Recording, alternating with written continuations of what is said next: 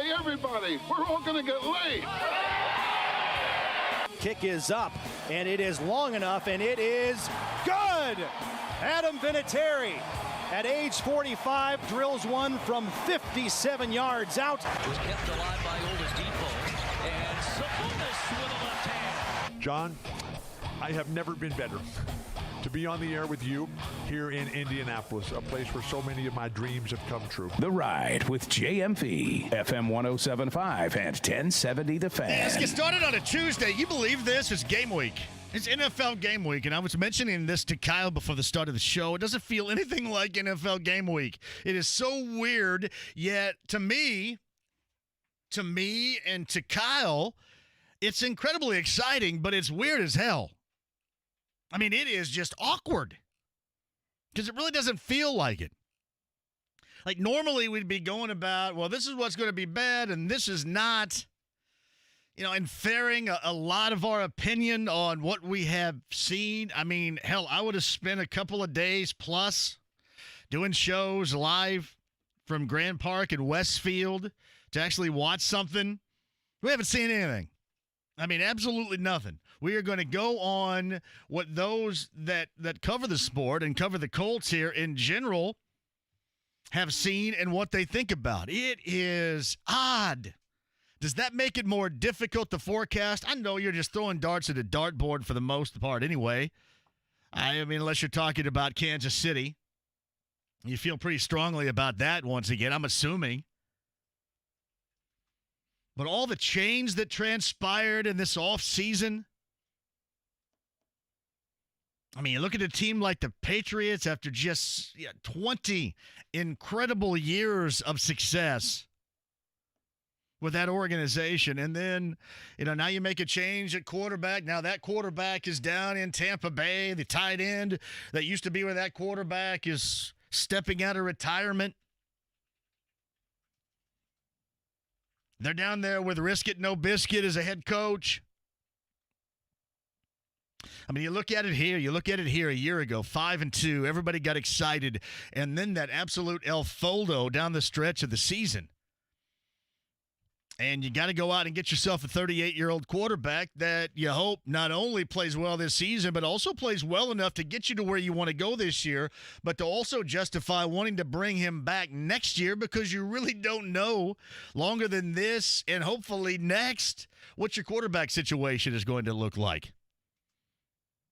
This team gets all the accolades in the world from most. I know a lot of you, if not all of you, you certainly watch, listen, read what people are saying nationally. Nobody could be more high on Chris Ballard and the job that he has done here, but still, outside the postseason and 1 of 4, you don't want to be that guy, no matter how brilliant everybody says you are. No matter how skilled, how great, how genius. Everybody just kind of looks at the facts. And even in a year like this, where things are so incredibly different, I mean, the Colts are going to be playing in front of 2,500 people the week after this. 2,500. I'm assuming every window and every vent's going to be open in Lucas Oil Stadium, right? For those 2,500 people. Our friend Matt Taylor is going to be calling games, along with Rick Venturi, by the way. If you guys didn't know that, I saw where Kevin had tweeted that out. I was talking to some folks over there about that last week. You guys are all asking us, here about Rick Venturi. And you know how much I love Rick Venturi. You know how much I love Mondays with Rick Venturi. And believe me, I wanted to tell everybody. I wanted to tell you guys what was going on there. But because Rick and I are tied, I didn't. And then I don't even know if they made an announcement. Did they? It was just in the press release. The media guy just says, hey, there's Rick Venturi. By the way, Rick Venturi's doing this. And he and Matt Taylor, they have set up a specialized room, a booth, if you will.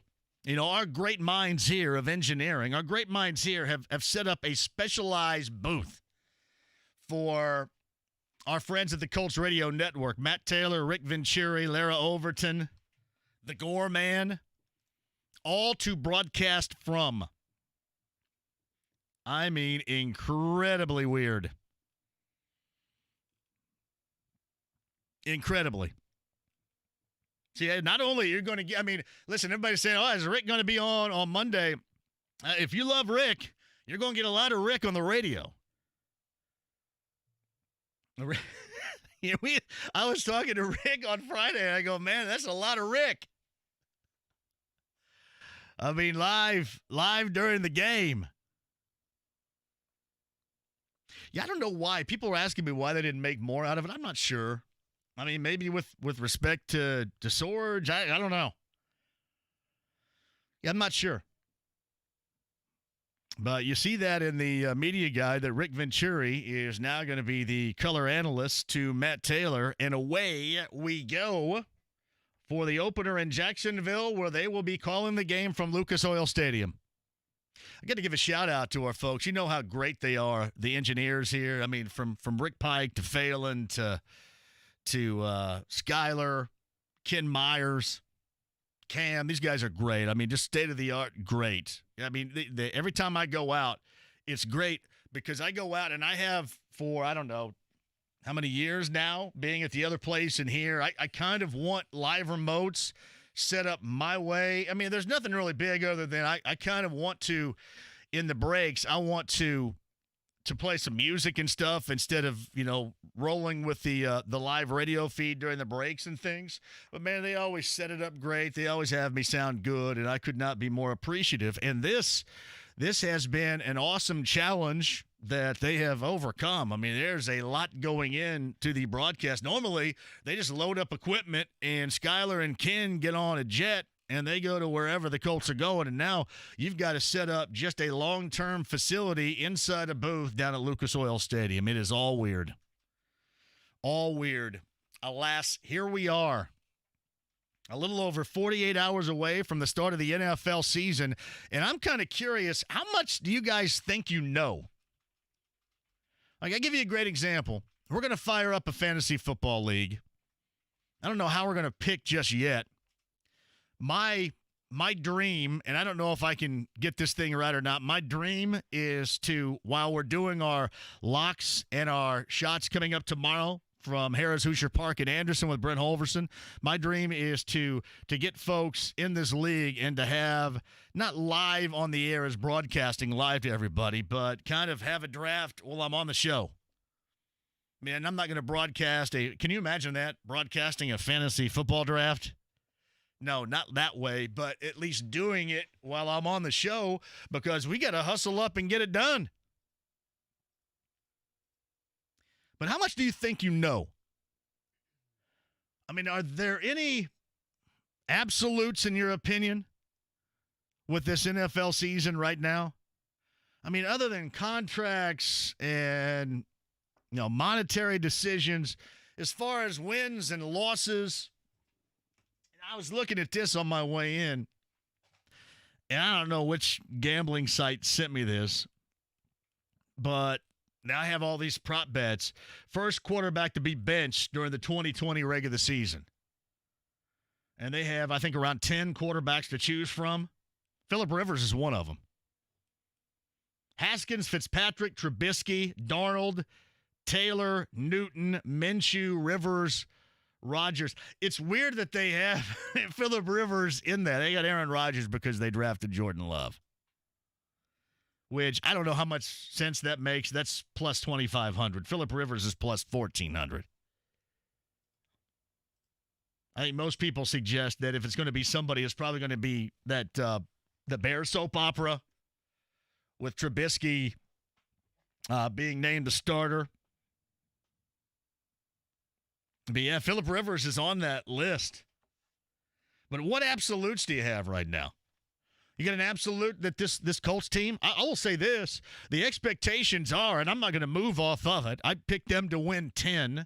That's my expectation. I think Vegas has them at 9.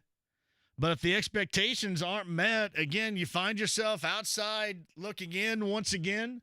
You fade down the stretch as you did a year ago. The defense in particular just was awful, unwatchable down the stretch. And the Colts had some unwatchable games a year ago. I mean, when you think about it, making a jump of 3 games from last year where it was just really unbearable late to watch to this year, I can kind of understand why the over-under in Vegas odds are at 9 right now. Because that does seem like a considerable jump. Now, I will say this, at least on paper, it looks as if a good start can be had. Now, they got off to a 5-2 start a year ago, and that was great. But, yeah, problem is normal circumstances, the Colts haven't always been great to getting off to those fantastic starts. And this is one of those have-tos. Like, I must win. I tagged this, weeks ago, must win against Jacksonville. That's easy for me to sit here and do. But Jacksonville, last check, Gardner Minshew was chewing up that Colts defense. Changes have been made. You hope upgrades have taken place.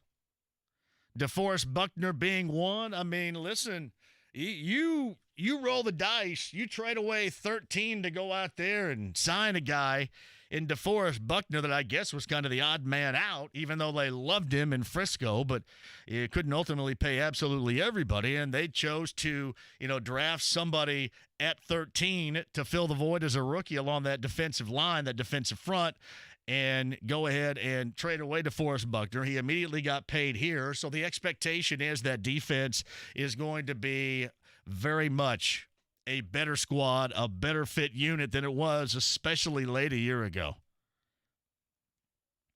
Because make no mistake about it, pandemic or not, 2,500 fans or not, just all around weirdness, awkwardness, just the season being odd, this team absolutely has to go to the postseason. There's no doubt about it. You got a challenge for an AFC South title, and you got to find yourself in the postseason. And to me, you got to win a game in the postseason. It's funny, I sit here right now, and I don't have a deeply rooted belief in the Titans being able to back up an AFC title game-playing season of a year ago. But it's funny, I think that they could back up. To me, it's almost logical to suggest that it would be easier to believe that they could, at the very least, back up and challenge for yet another title in that division than the Colts making that significant jump back up. Because, again, last we checked in, that Colts D, which they have gone out and tried to upgrade, get more productive in certain positions. Last we watched them, as I mentioned earlier, it was very unwatchable. If you're talking about Jacksonville, if you're talking about Tampa Bay, this team a year ago had a home loss to Miami. There was just a lot of, outside of that 5-2 start, there was some ugly football being played. But what is it that you know? What is it that is an absolute for you right now? Colts O-line? Colts D-line?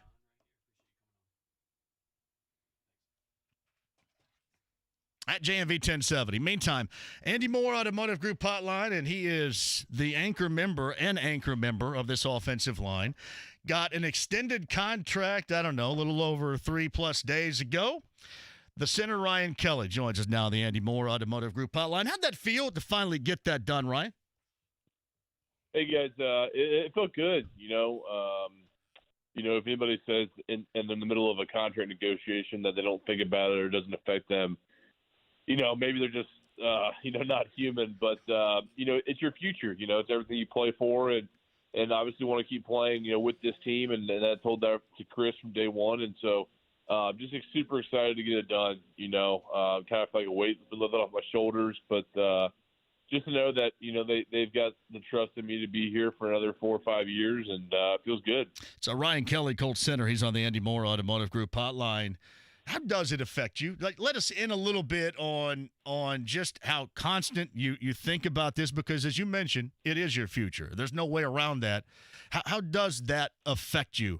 And how difficult is that to shut that portion of your career life out?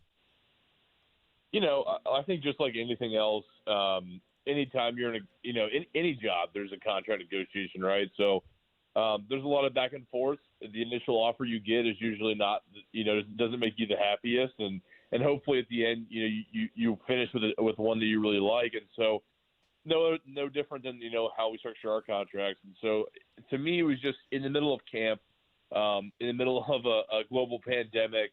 I get 30 minutes to drive home every day, and that 30 minutes is with my agent almost every single day, talking about, what do you want to do with this? This is what I feel like we should do with this, and so it just wears on you. You're just like, I just wish it was over. I'm not, I'm not taking the first deal, by any means. I think that's probably, what a lot of teams want you to do is give us the best offer possible. But, just stuck with it, man. Just went out there every day and just played and tried to just do my job the best I could on the field, and hopefully that would just eliminate all the stress off the field. Hey, Ryan, how many times you guys go back and forth before you came to common ground? It's about a handful, I mean, there's a good back and forth without saying too much. I will say that, the guys over there, they're really great. Mike Bloom and Chris and ownership, everybody over there is great to work with, and that's ultimately why you have an agent. So, I could have done without him. Yeah, it's Ryan Kelly with us. In closing with this aspect of it, I'm kind of curious. I mean, clearly they wanted you, and the art of negotiation is certainly going back and forth. But was there any doubt with the conversations you had between your agent and Chris that the Colts absolutely wanted you here long term as center of this team? Yeah, that's been, we've had that conversation multiple times in the last 6-7 months. I don't think that anybody saw the coronavirus taking over as much as it did back in February when we kind of got this whole thing rolling and kind of started talking about, what the future held for me here. But, from day one, Chris has said that that he wants me to play a long time as an Indianapolis Colt and to stay around for a really long time. And so that obviously gives you a little bit more confidence, too, when you're going to the negotiating table to hopefully, walk away with something that's great. And I think we did that. We got it done. How much you learn out of this? Did you have any idea what was going to transpire before this all took place? And how much do you feel you've learned from this experience? I honestly didn't know much about it, but, it is. I mean, I think when you're out there every day putting your body on the line, and you're out there smashing heads every single play, you become very emotionally attached to it. So anything that any value, or offer that comes in lower than how you value yourself, you take it personal when it's ultimately just a business, it's a business move by them. And so that's something that I had to learn, had to take a step back and, reevaluate and to remember that it's nothing personally against me, but, if I can save them a few $1 million here or there, hell yeah, they're going to take it. So, and that's being a player, man. That's you going out there being, caring about your job and doing it. And so the business aspect of the whole, the business, is really something that I learned it. And I feel like, I'm just blown away with how everything works and salary cap and money and all that kind of stuff. And it really is. It's an impressive league. Did Jim Irsay reach out to you? I've not talked to him yet. No. I think he tweeted out something was good. He's very active in social media. So, yeah, I think he tweeted out that he was very, very happy about it. The one thing I did figure out, I believe if you were to take your extension, you're from Cincinnati, so you'll get this. If you take your extension, I think you could have, with that extension, ridden the beast in 1998 at Kings Island approximately 1.3 million times. Well done. That is well done right there. My dad used to run the racer in high school. He didn't. No, he didn't. Like what? Forward. When was he in high school? What's that? When was he in high school? I've got to know this. This probably would have been early 80s, probably 81, 82.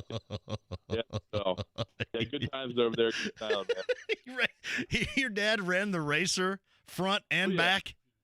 Yeah, man. He worked at Kings Island for I think 2 years, and then moved to Riverbend and did some concert security stuff for like half a decade. And so, yeah, man, the Kelly family is ingrained in Cincinnati. So it's nice. Nicely done. Ryan Kelly, Colts Center on the Andy Moore Automotive Group hotline. I was interested about this because we know what a professional player normally says when you're trying to block out a lot of criticism, and you call it noise.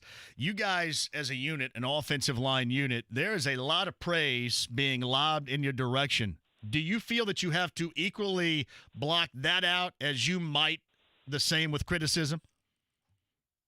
I think so. I mean, it works both ways. The more that somebody tells you suck, the chances are better. It's easier to go out there and prove yourself every day. But when someone's kissing your ass, which I'm not saying anybody's kissing our ass, but when people are telling you how great you are, you start to believe it, right? So either way, if it's negative or positive, you start to believe it. So, but this game is so humbling because as an offensive line, all 5 guys playing as one is the standard. I mean, if there's anything less than that, I mean, if you think about it this way, and somebody told me this one time, and it kind of hit me. Say we threw the ball 60 times a game, right? We had 60 pass attempts. There's 5 of us. Say that one of us, every single person on the offensive line went 59 for 60. So we gave up 1 sack each, right? We gave up 5 sacks as a total combined. That's a terrible day. So I guess when you put it into perspective, like we have to be perfect, and that's the job. It's an incredible job, best job I've ever had, and that's why I love the room that we have. Is the guys in there. You truly have to bring your stuff every single week. It's a new week. As soon as Sunday night, is over, you scrap it. Next week, move on. So a little bit different offseason this year, obviously. But I think that we really made a lot of progress in camp, and we were day one. We're a lot better, and so I think that's the cool thing about this game is that you never arrive. You always have to continue to improve because otherwise, they're going to go out there and embarrass you. So that's obviously, the challenge of the game.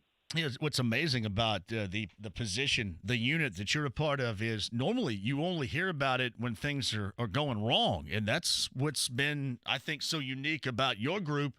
I mean, you're hearing about things that have been going right. And again, normally you only hear about it. I always thought better as an offensive lineman not to have to talk about it or to hear about it because that probably means things are going right. But, I mean, you're unique to this situation where you guys as a unit, I mean, you stayed healthy for every game a year ago. And really the expectations for you guys, again, as a unit, is through the roof coming up in 2020. It is. And it's always, to say that we were all healthy for 16 games is just not true. I mean, we were all battling something, and that's the way the game is, man. It's just, there's always something new every single week that's going to be hurting and, this and that. But, I think as a collective unit of 5 guys, I mean, we just work together really well.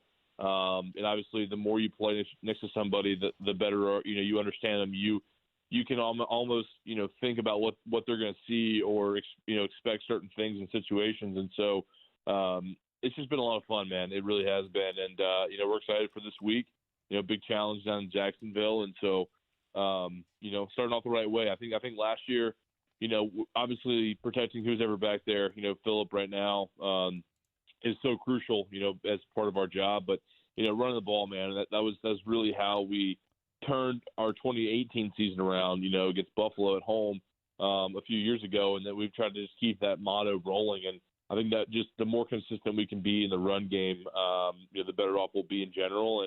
And we'll continue to keep climbing as an offensive line. Colts center Ryan Kelly's on the Andy Moore Automotive Group hotline. Did you guys as a unit, did you as a center, did you need a preseason quarter against another team, you think, to get used to playing with Phillip Rivers as quarterback? I don't know. That's a good question. I mean, I've never heard that before. But, because last year I think I played maybe a quarter in a game.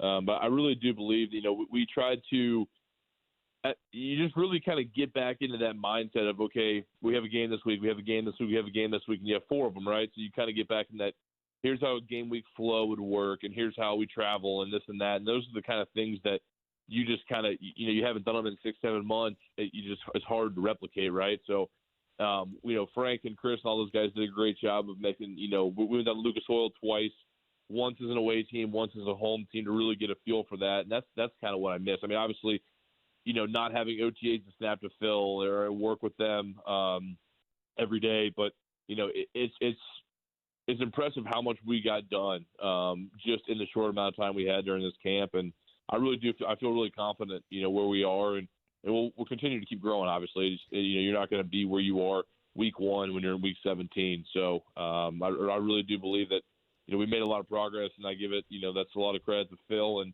the rest of the O-line, the rest of the offense for, realizing how much short time we had and maximizing that time. What's the most difficult, I don't know if difficult's the right word to use or not, challenging thing to get used to with a new quarterback like Phillip Rivers for you? For me, it's cadence. Everybody's got a different cadence, and then how long they take in between, colors or numbers or what they're, when you hear a guy say white 80, every single day, on one, and then the next guy wants to use red or blue or something, it's interesting how your mind can hear something every single day and know exactly when the next thing, when to anticipate the set hut or whatever it is. And then when you throw something new in there, just how different it sounds, and so that for me is probably the biggest thing, and it was something that we tried to do over Zoom, didn't really work that well. So, neither of us were stressed about it. We just knew it would come eventually. So that's probably the biggest thing for me. I mean, football IQ is so high with him, just how he sees the offense and how we communicate different things. He's been in the system for 16 years and I've been in the system for 4 years. So, and, different coordinators here and there. But anyways, sorry for rambling. That's anyways, okay. So cadence is a big thing. I mean, just having that communication level with the quarterback is huge. But the football, there's only so much a defense can do. You're gonna see something new every year, and whatnot. But just communication, building relationships and continuing to get better. So have you prepared for that road opener in Jacksonville in front of 7,000, at least that's what it says, 7,000 people around there, and I guess some loudspeakers? How are you guys preparing for that compared to normally preparing for a road game, Ryan? They I think that they're allowing to do some pumped-in fan noise. I'm not 100% accurate as to what the laws are or what the rules are for doing this and that, but it's going to be weird. I think it's going to be a little interesting. I watched the Navy football game last night and there's nobody on the sidelines or nobody in the stands. It's just a weird feeling, right? So but as competitors, once you get out there and you start playing the game, you almost don't even see the fans up there unless you're on the sideline and you're getting some water or something like that. So, I'm sure we'll have a good game plan for it. It'll probably be addressed at some point by Frank, and what to expect or this and that. And then, we're professionals. We got to go out there and handle whatever adversity comes our way. If it rains, if it's 100 degrees, if it's 50 degrees, it doesn't matter. You just handle the adversity and you keep moving forward. And so, weird year. But so is getting COVID tested every day. So it becomes part of your routine, and you just figure it out. Yeah, you guys are doing that well. There's no question. Hey, did you hear from your college coach after you signed that extension? Yeah, I have not. I've not heard from Saban at all, but I did talk to Mario Cristobal, one of my offensive line coaches, while I was there, and head coach out in Oregon now, and he's an incredible guy, stand-up guy. So I hadn't talked to him in a while, and just wanted to talk to him and thank him for everything he did for me. Obviously, a lot of people to thank, helping me get this far. And so, still waiting on the old call from Nick Saban. So when's the last time you got a call from Nick Saban? Or a text? Well, I don't have his phone number. I don't know if anybody does. I can honestly say I don't think I've ever gotten a call from him ever. Wow. Yeah. Busy man, though. Yeah, he is in demand. You're right about that. So it doesn't mean he doesn't care about me. I know that. So. That's awesome. Hey, congratulations on the extension and being here for the long term, and also for telling me that your dad was in charge of running the racer at Kings Island back in the day. That's awesome news. I was completely unaware of. See, I got to get on Matt Conti out there. How is that not in a press release? That's ridiculous. Come on. That's you leave that to him, man. Put it on Conti. Thanks, man. I appreciate you. Best of luck in Jacksonville Sunday. All right, guys. Thanks for having me on. I'll talk to you soon. You got it. Ryan Kelly, the Colt Center on the Andy Moore Automotive Group hotline. Are you surprised that he's not heard from Nick Saban at all? Absolutely not. Me either. I wonder who does here. Who do you think is a former player for him that actually hears from him? I bet you a guy like Julio Jones, some of those big-time guys. I think Julio Jones has gone back there quite a bit. I bet you that some of the quarterbacks he probably keeps in contact with. Think he talks to Derrick Henry? No, I don't think so. That's good. I had no idea. Hey, Conti, man, step it up. I had no idea his dad ran the racer back. Hell, we probably were on that thing in the day. That was it. I mean, the racer, if you rode it backwards, you were a badass dude back in the day at Kings Island. All right, quick one, we'll come back. Ryan Kelly, podcast 1075thefan.com. Sam Monson, Pro Football Focus, going to join us top of the hour. He is the co-host of Pro Football Focus NFL podcast, the lead Pro Football Focused NFL analyst, going to join us at 4. He's going to help us sort through some things. Stephen Holder, the Athletic, coming up at 4:30. Race of the day, and where we're going to be tomorrow, which is going to be awesome, Thursday, and the rest of the week coming up too. This is NFL week number 1 is here. It starts Thursday with the Texans and the Chiefs. Incredible. Get your thoughts on that and more, and a shout-out to everybody inside the lounge right now on YouTube Live. The Ride with JMV, it's called The Lounge on YouTube Live, and you guys can check us out. You can listen, you can participate, you can watch. It's a great deal. The Lounge, The Ride with JMV on YouTube Live. Back with you next. Bet on the game while you watch it. Live streaming of matches with loads of in-game betting options. Download BetRivers Sportsbook or go to BetRivers.com today. Gambling problem? Call 1-800-9-WITH-IT. One of the great things in life is intimacy. It's a key part of how we express ourselves and share with the person we love. Physical, emotional, and spiritual intimacy. As much as we want to share that intimacy, there are times it just doesn't seem to work out. 40% of the time in men over 40, it just doesn't work. Many couples go months and sometimes years without addressing erectile dysfunction or other sexual issues in what can easily be resolved with just one visit to the Indianapolis Men's Clinic. Our Indiana licensed providers use FDA-approved medications to get intimacy back into your relationship in just one visit. There is no need to wait any longer. We are here for you, both of you. Call 999-9000 to set up a private consultation. 999-9000. The clinic visit, evaluation, and testing of the medication is just $99. IndyMen'sClinic.com for more information. 999-9000. Extraordinary times call for extraordinary service, and that's exactly what you get from AAA, especially when your health and safety is concerned. AAA has been working 24 hours a day, 7 days a week to make sure their members are covered. Because right now, 97% of all travel is being done by car, so a AAA membership is a no-brainer. I'm so glad to be a member because when I leave the house, I know AAA has my back. Flat tire, run out of gas, dead battery, lock my keys in my car. Doesn't matter. AAA is going to be there and be there in a hurry. That's some great peace of mind. And if you want to become a member, it's really, really simple to get that peace of mind. Just go to AAA.com. That's AAA.com or call 844-GO-AAA-GO. And don't forget to nominate a hero that they might win a free AAA membership. That's at AAA.com/heroes. AAA also has auto and home insurance. So why don't you get a quote? Give them a call, 844-GO-AAA-GO, or look them up at AAA.com, because you don't have to be on the side of the road to get assistance from AAA. Football is here to kick off the 101st season. DraftKings Sportsbook, America's top-rated sportsbook app, is giving all users a no-brainer to start the season. For Week 1, DraftKings has moved the spread to Kansas City plus 101 points for all users. So, even if KC loses by 100 points, you still win big with DraftKings Sportsbook. Plus, DraftKings is giving away up to $100 million in prizes to all users who enter their free Football Survivor pool. All you have to do is sign up for DraftKings Sportsbook, enter their Survivor pool, and you'll instantly get a share of up to $100 million in giveaways. Download the top-rated DraftKings Sportsbook app now. Use code WFNI, that's code WFNI, to get in on all of the action for a limited time only at DraftKings Sportsbook. You got to be 21 or older, Indiana only. Restrictions do apply. See DraftKings.com/sportsbook for details. Gambling problem, 1-800-9-WITH-IT. We buy any car. We buy any car. We buy any car. Any.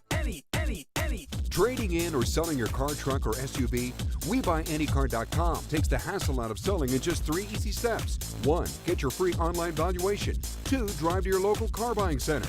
And 3. Walk out with your check in as little as 30 minutes. So don't wait. Get your free online valuation now at WeBuyAnyCar.com. Find out how much your car's worth at WeBuyAnyCar.com.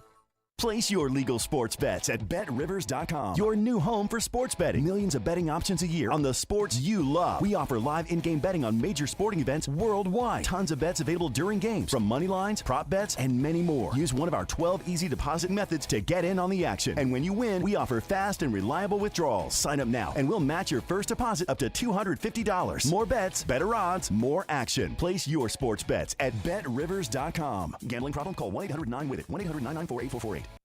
The Ride with JMV. If somebody gets in your face and calls you a I want you to be nice.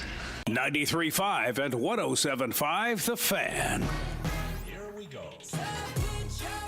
Ryan Kelly, podcast 1075thefan.com. Sam Monson, Pro Football Focus. Top of the hour, Stephen Holder's coming in here at 4:30. I mentioned, too, I didn't see any announcement or press release or anything, but Rick Venturi is doing the color analyst work alongside Matt Taylor in the radio booth for the Colts this year. And I was talking about that. I was talking with Rick last week about it, and I didn't want to. I don't know why they didn't send it out. I guess they didn't feel the need to, but it was in a press release a little bit earlier.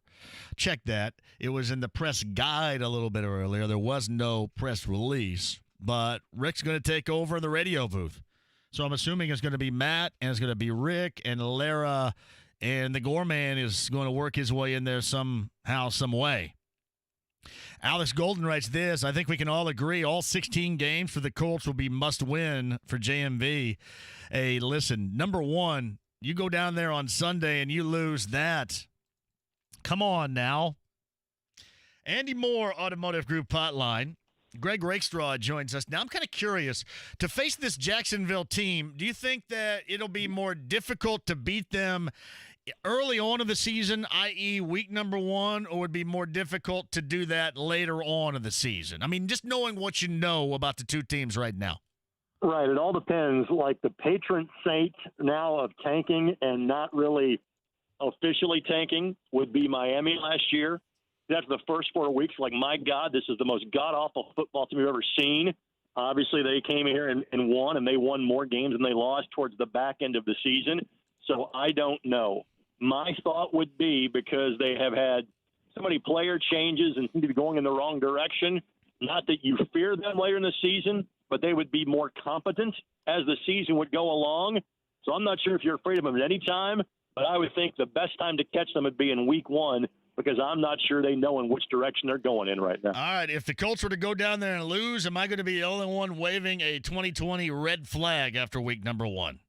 You know, the only thing that would slow it down would be just kind of the fact we've all got bigger fish to fry in the world right now. Yeah. But strictly in the vacuum of sports, yes, to borrow from our good friend John Dishauer, the freak-out meter would be set to 37 if the Colts go to Jacksonville and lose on Sunday. Yeah, I absolutely agree. I can't imagine. Well, I can't imagine being. I can, because we've been through worse around here, certainly. I can't imagine that. Greg Rakestraw is on the Andy Moore Automotive Group Hotline. I asked this question of the listeners a little bit earlier because I kind of asked that of myself before I came on the air. Is there an absolute that you think you know, you absolutely know at the start of this NFL season? Because it seems like we are so without information on so many fronts. This is the most difficult, I believe, season to predict that we've ever gone through for a variety of reasons. But is there an absolute out there that you have in mind? Yeah, Kansas City's really good. And I think Baltimore is right behind them in the AFC. In the NFC, I think it's more wide open. I think it's relatively wide open in the AFC South, although I do think the Colts and Titans are both ahead of the Texans and clearly in the Jaguars. Heard the opening segment of the show, and as per usual, you make fantastic points. And I was thinking about it from the prism of my own eyeballs. I have probably spent 5 to 10% of the time that I normally would have in being around the Colts and watching practices and things like that compared to, say, what I have the last 2 years. So for that, amongst other reasons for me, it's just odd to think, hey, it's actually finally here. The season starts, in 5 days. Obviously, it starts for everybody in a couple of days with a Thursday night game. But as far as certainties are concerned, yeah, the Chiefs are really good. And I feel certain this Colts team, as it pertains to us locally, is a better football team than they were a year ago, too. I had to ask Ryan Kelly this, too, Greg, if he felt comfortable about going into real games, regular season games, with a new quarterback, and did he need a quarter and a half of work with Phillip Rivers? And he obviously pointed to those experiences down at Lucas Oil Stadium. But to me, this is, especially that particular dynamic, is going to be difficult at the start of this season. Yes, but I will at least give the caveat of no, the 5 offensive linemen have not, in live fire, heard the cadence of Phillip Rivers. Obviously, they practiced with him, but it's just something different. Even if there's not going to be all that many more fans compared to what a practice would be, compared to years gone by, there's still something different. But again, because Rivers is so experienced, and most importantly, because guys like Reich and Sirianni have such experience with Rivers, I think that will make this transition easier than it would be if he was completely new to this system altogether. It's Greg Rakestraw on the Andy Moore Automotive Group hotline. I said 10 wins. I said that a couple of weeks ago. What's your prediction as we start out moving into the week number 1 of the 2020 NFL campaign? I would probably lean towards 11, but we're singing from the same hymnal. I think they're an above 500 team. I think they are a division champ / wild card team. It's funny. Last year we kind of quickly said, hey, there's 2 different fights here, so to speak. There's the 1, 2, 3 group: Pittsburgh, Baltimore, New England, and then obviously New England kind of fell off of the back of that pack as the season went along. And then there's the 4, 5, 6 group, in which we think the Colts, even with Brissett and not Luck, can be a part of that. I now think there's 2 different groups. There's the 1, 2 group, which is likely Kansas City, then Baltimore. Then there's the 3 through 6 group, and I think that's the group the Colts are going to be a part of. Division champion, I think they can be, but I do think they're a playoff team, whether they're a division champ or a wild card team. I think that highly of this bunch. So Greg Rakestraw, he's on the Andy Moore Automotive Group hotline. I want to shift gears, if you would, to high school football. The impression I get so far is that this is one of the best Center Grove teams that Eric Moore has ever had. He's approaching, I believe, win number 200 this Friday night with that opportunity against Ben Davis. He's not going to share that info with us. I mean, he's going to downplay it. But as far as reaching that 200-win plateau, and might this be the best team he's ever had at Center Grove? I think so. It's amazing. They've got this great 1-2 combination of Booker and Curry up front. It reminds me so much of Cameron Tidd and Javon Swan from just a few years ago when that Center Grove team won the 2015 state championship, the second state championship that Eric has put together. There is probably more total Division I talent on this football team than any other team that Eric has had, and this now being his 22nd season at Center Grove High School. So the fact that you've got Curry, who might be one of the best high school football players I have ever seen, you've got a Division I quarterback prospect in Jackson, you've got the hammer in Carson Steele. I get to Booker fourth. He's playing in the Big Ten next year. He's verbal to play at the University of Minnesota. So they are ridiculously good, and it also kind of times out that I think other schools in the MIC are down, that Carmel, BD, and Warren Central are not normally what they are. So Center Grove, I think, would be the best of the bunch, even if those teams were, say, more average to above average than they normally are. But there is a big gap from Center Grove to everybody else in the MIC, and frankly, I think from them to everybody else in 6A this year. Now, Brownsburg, I think, is clearly the second best team, and those two scrimmaged against each other, back on August 14th or August 15th. Center Grove had the better of it then. If they were to see each other again, it wouldn't be until the semi-state round, and I would kind of think Center Grove might get the better of them too. But let me give a little love to Brownsburg. I think they're clearly the second best team in the state, but I still think there's a pretty big gap from them to Center Grove. Hey, Greg, going into week number 4 of the high school football season, has it gone, if you were going to ask our friends of the IHSAA, if you're going to look around the landscape of high school football in the state of Indiana. Has it gone as best as anybody could have hoped for to this point? I would characterize it as better than expected. Now, as I say that, Danville's played one time in 3 games. Warren Central has played twice instead of 3. Central Catholic has played 1 instead of 3. Lebanon basically just bagged games the next 2 weeks, and they did not play last week. They were scheduled to play Danville last week. So they're going to get to week 6 having played just twice. And in a separate conversation, I said there can be nobody that complains about the fact that we don't seed high school football or that everybody gets in. This is the ultimate year where it would be impossible to seed people because of the differences in games that have been played. But the fact is, and I'm doing this off the top of my head, my guess would be is that 85 to 90% of teams have played on a weekly basis so far.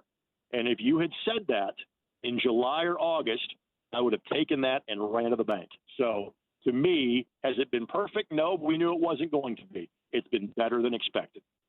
Greg Rakestraw via the Andy Moore Automotive Group hotline. Always a pleasure. And you got you doing the post game this year? I am on the post-game show this year, yes. So that does not make the media guide notes. So no press release was needed about that. I don't think I'm in it. I don't think I'm either. I'm not on it either. So yeah, no. Right. Yeah. You and I have lifetime contracts at this point. However, we are adding a voice to the post-game show. So it will be myself, Barry Krause. We are common law married now. This is the 9th year that we have done the post-game show together. But Billy Brooks is joining us on the post-game show this year as well. So we've added another player. I will take a picture of us in studio on Sunday, and I will say, here are 2 foundational pieces for the Colts' first division championship back in 1987, and some other guy. That's how we'll reference the post-game show this year. You're going to have to read those post-game show commercial cards a hell of a lot faster now, so be ready. Well, in all seriousness, we are adding another voice in part because of the fact of we won't have the access to the players that we have had in years gone by. And let's face it, we generally get bombarded with phone calls, especially in home games, because you have 65,000 people heading home. Not going to be the case this year. So, Barry, obviously, he and I have worked together for a long time. I have been friends with Billy for a long time, but we never had a chance to work together. That's part of the reason why we're kind of going pretty wide in the post-game show, because we know there's an appetite and an audience for Colts football. We just not sure how many phone calls and interviews we're going to get, so we thought we better make the move to add another voice, and we've added a great one in Bill Brooks. Well done, man. Be listening coming up on Sunday for the first one, the first post-game show with the Colts Radio Network. Greg, I appreciate you. Thanks. See you, pal. That's Greg Rakestraw, Andy Moore Automotive Group hotline. And congratulations to Coach Moore. That's a hell of an honor right there. He'll downplay it. That's just how he is, but that's a hell of an honor. JMV. So I went to Michigan this past weekend and had a blast. Keep laughing at how much you hate that state. It's Dan Mahoney. Dan Mahoney, live, local, and late breaking as a part of the Lounge on YouTube Live. You can get there. And by the way, Jonah in Arizona, yeah, I love mentioning you, my man. You know that. Brandon, J-Law, and everybody else. If you guys want to jump in, Irvin is in there too. The Ride with JMV is called The Lounge on YouTube Live. You can participate, watch, listen, make fun of, whatever you do on a daily basis. The Lounge. The Ride with JMV, YouTube Live. 239-1070 on the phones. A lot of what we're doing the rest of the week. Our Fantasy Football League. We got to get that thing going, and a lot more on a busy Tuesday. Next. School's back, and you can win $100 in a Sprout account from Forum Credit Union's Sprout of the Month contest. Details at 1075thefan.com. It'll be a September to remember at BetMGM Sports, and new customers have a chance to win $100 in free bets when they place a $1 bet on any NBA matchup, and if either team hits a 3, you win $100. Use bonus code WFNI100. And all you have to do is sign up, make your first wager to take advantage of this offer. There's never been a month like this in sports history, and there's never been a better time to sign up at BetMGM Sports. So don't miss this chance to get a piece of the action at BetMGM with parlay bonus payouts, boosted odds specials, daily promotions, and much more. Download the BetMGM app today or go to BetMGM.com and use bonus code WFNI100 to win $100 in free bets when you wager $1 on any NBA matchup and either team hits a 3. Visit BetMGM.com for terms and conditions. Must be 21 years or older and physically located in Indiana. Gambling problem? Call 1-800-9-WITH-IT. Hey, John here for Forum Credit Union. Back to school looks so much different this year. I mean, your kids maybe on a hybrid schedule. Maybe they're going. Maybe they're just full-time e-learning right now. But it is different. Forum Credit Union helping out our educators by awarding $25,000 in educator grants. It's very easy to apply, and the grants can be used for classroom materials, items needed to support virtual learning. It is great. Thank you, Kevin and the gang at Forum Credit Union. In fact, they've awarded over $150,000 to local classrooms since 2014. For more info to apply, it's easy online. forumcu.com today. When you've got a strong will, you do it your own way. When you're not willing to compromise, second best never crosses your mind. So when you're looking for a dependable used work truck, you'll know you'll find exactly what you're looking for at Indy Trucks. Cargo vans, box trucks, utility, you name it. Indy Trucks has it at 96th and Keystone, or the new location off I-65 at the Edinburgh exit, or IndyTrucks.com. When you want it your way, you'll get it your way at Indy Trucks. Geodis is a global logistics and supply chain company operating in Plainfield and Clayton, Indiana, now hiring for full-time, part-time, and seasonal forklift operators, pallet jack operators, and material handlers. Paying $15 to $18 per hour, working for Geodis is more than a job. It's working for a great, safe company paying competitively where your experience matters. Geodis offers growth opportunities with flexible schedules, benefits, and opportunity for advancement. To start your career with Geodis, visit their careers website to apply online at www.workatgeodis.com. Keep rising. Geodis is an equal opportunity employer. Every play could be the play that matters for you. Whether it's a touchdown, a first down, or the next reception, with live betting from Unibet. Live betting options for every moment of the game. Sign up today to get a limited time offer of a $600 risk-free bet and get $30 free to bet with. Download the app or visit in.unibet.com. Unibet Sportsbook. Crazy about the odds. Must be 21 or over to play and physically located in Indiana. Restrictions apply. Gambling problem? Call 1-800-9-WITH-IT.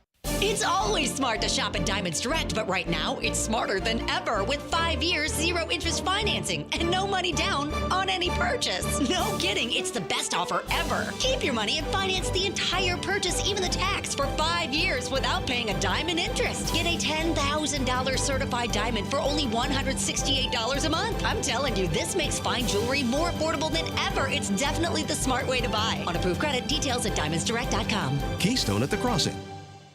Skilled trade workers are the backbone of every community and also the Army National Guard. Soldiers trained to keep the power flowing, engines running, and in every other trade needed to accomplish the mission. These soldiers are on the fast track to learning skills that can set them up for success at home with companies looking to hire the best. Their resumes are being built through their paid training and part-time service. Find out how you too can learn a trade profession by visiting NationalGuard.com. Sponsored by the Indiana Army National Guard. Aired by the Indiana Broadcasters Association and this station. Go trackside with Kurt Cavan and Kevin Lee. Tonight at 7 on The Fan. The Ride with JMV. Nachos, lemon heads, my dad's boat. You won't go down cause my 93.5 and 107.5 The Fan. Ryan Kelly, Greg Rakestraw, podcast 1075thefan.com.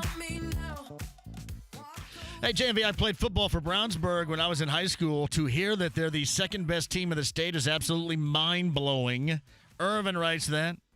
JMV had Saturday night go with the 6 hours of JMV Takeover. It was spectacular. We broke all records. 103 phone call requests. And clearly I can't get all 103 on there. I try. 103. And I was busy from the launch at 6 until the end at midnight. And a quick shout to my man Romy and Sarah. They got some food delivered for me, courtesy of the Eagle. Is it the Eagle or Eagle over on Mass Ave? You're not, I thought you were young, cool, and trendy. Eagle, or it was fried chicken, and it was absolutely awesome. And I had never had it. So shout out to Romy, to Sarah, and to the Eagle on Mass Ave for the fantastic fried chicken on Saturday night. That is a job well done, to say the least. It was really awesome. And I'll be doing another 6 hours coming up on Saturday, too. I got a busy weekend. I got that on Saturday, and then I got Colts pregame show on Sunday, and a game on Sunday afternoon. We are kicking this thing into high gear for real. JMV at 1070thefan.com is the email address. At JMV1070 on Twitter. JMV, when are you going to announce those that are going to be participating in our fantasy football league? Kyle, how do you want to work that? Because I don't yet have an idea how to work it. And you do? How are we going to work it? I think we should take some people that listen that are regular contributors to the lounge on YouTube. Okay. So if you want to be part of the fantasy league, head over there. We'll pick out some people, and we can give some away, some spots on Twitter as well. Right. We'll do that. So YouTube Live, the lounge on Twitter. And I know that Brent Holverson is going to be involved again. And again, we have our Larceny Bourbon Locks and our Luna Azul Tequila shots coming up tomorrow for week number 1 up in Anderson at Harris Hoosier Park in Anderson. And we're going to go ahead. We're going to hold the draft, I think, during tomorrow afternoon show. Not live on the air. Yeah, I'm not going to bore you with that. But the winner from this, as Kyle won a year ago and I finished second, the winner is going to get a lot of alcohol. You're going to get, speaking of a bar restock, you're going to get a bar restock courtesy of Heaven Hill Distillery right there, which is outstanding. That is coming up tomorrow as we'll be live, Harris Hoosier Park in Anderson. Larceny Bourbon Locks, Luna Azul Tequila shots tomorrow for the show. All right, the number is 239-1070. What do you think you know about this year? Is it a must Colts make the postseason? And if I set the over at 10, which direction would you go? That sounds like a Connecticut water question of the day. In fact, I'll be on the northeast side in Castleton for Connecticut's 50th anniversary. We're going to have a party giveaway stuff that's coming up on Thursday. So the Connecticut water question of the day, take the over-under. I have picked 10. That is my number. 10 wins would be my expectation. You taking the over? You taking the under of 10? 239-1070. At JMV 1070 on Twitter. That's the Connecticut water question of the day. Sam Monson going to join us from Pro Football Focus next. At Harrah's Hoosier Park Racing and Casino, we've got something special going on. Get in on the hottest gaming action with the newest and hottest slots, live table games, sports wagering, world-renowned harness racing, and more. The winning never stops. We've paid out over $16 million in jackpots since reopening, and the action's getting hotter every day. Don't miss weekly drawings and promotions, and mark your calendars for Caesars Trotting Classic on Friday, September 25th, featuring nearly $1 million in purses. Enjoy championship racing and more. At Harrah's Hoosier Park, the fun never stops, and the excitement never ends. Visit harrahshoosierpark.com for more info and a list of our health and safety protocols. Plus, visit Winner's Circle Race Sports Pub in downtown Indy for more sports and racing action. Must be 18 or older to wager on horse racing and 21 or older to gamble at sports books and casinos. Know when to stop before you start. Gambling problem? Call 1-800-9-WINNER. Hey, John here for PAI. We grow hair Indy.com. If you have a noticeable bald spot that continues to get larger, if you or your significant other notice that your hair is thinning, if you've noticed any of this yourself, hey, call my friends at PAI, 317-522-2995. Get that private consultation from Darren Andrews. Hold on a second. This is your real growing hair before you say, hey, I'm not that vain, blah, blah, blah. I don't care. I'm just here to present options. These options work if you want to maintain and upgrade your real hair growth. I'm just telling you, there are ways, and they'll talk about the procedures with you. 317-522-2995. Get that private consultation from Darren Andrews today. It's real, and it works. PAI, WeGrowHairAndy.com. Place your legal sports bets at BetRivers.com, your new home for sports betting. Millions of betting options a year on the sports you love. We offer live in-game betting on major sporting events worldwide. Tons of bets available during games, from money lines, prop bets, and many more. Use one of our 12 easy deposit methods to get in on the action. And when you win, we offer fast and reliable withdrawals. Sign up now, and we'll match your first deposit up to $250. More bets, better odds, more action. Place your sports bets at BetRivers.com. Gambling problem? Call 1-800-9-WITH-IT. 1-800-994-8448. Hey, John here from my friends at Love Heating and Air Conditioning. They have something called iWave. Have you heard about iWave? We know this about Love. John and Chris Love, the absolute best in the summertime with days like this to make sure you're cool and comfortable in your home. The best in the wintertime when it's cold outside and the warm air stays in your home, keeping you energy efficient and comfortable. But what about the air that you breathe? All I need is the air that I remember that song? Well, this is with the iWave. The iWave is the most genius piece of air purification you're going to find anywhere. And they have it at Love Heating and Air Conditioning. And if you mention my name, they'll take $125 off the price tag. So not only are you cool and comfortable in the summer, warm and toasty in the winter, you're staying energy efficient, but you're also breathing fantastically purified air from the iWave. Just mention my name, say I heard it on JMV, and they'll give you $125 off. That's Love Heating and Air Conditioning online, love-hvac.com today.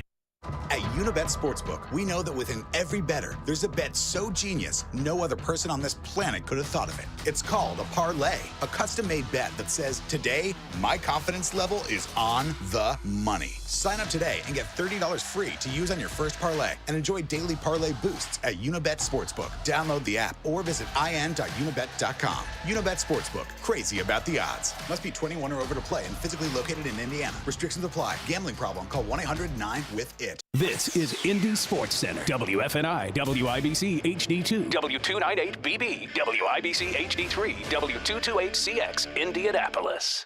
Carmel hosts Pike on Friday Night Football. The action begins at 7 on 93.5 and 107.5 The Fan. The Ride with JMV. 1, is this or is this not the XFL? Yes, it is. 2, do I or do I not currently have a pulse? Yes, I do. Let's play football. 93.5 and 107.5 The Fan. Ryan Kelly, Colts Center, got that extension, joined us back in hour 1. Greg Rakestraw dropped into podcast for both 107.5thefan.com.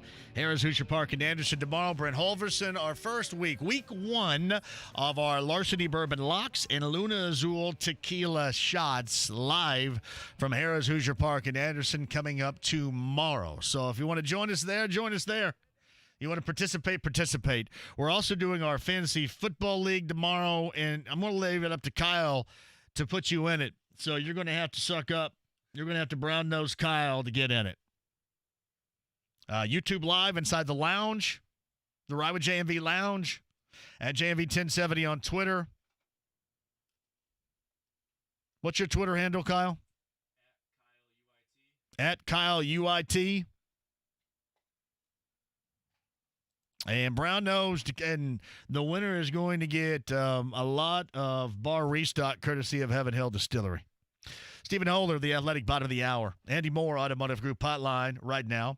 The Pro Football Focus NFL podcast. He is the co-host. He's the lead with Pro Football Focus's NFL analyst work. He does a great job. We love having him on here.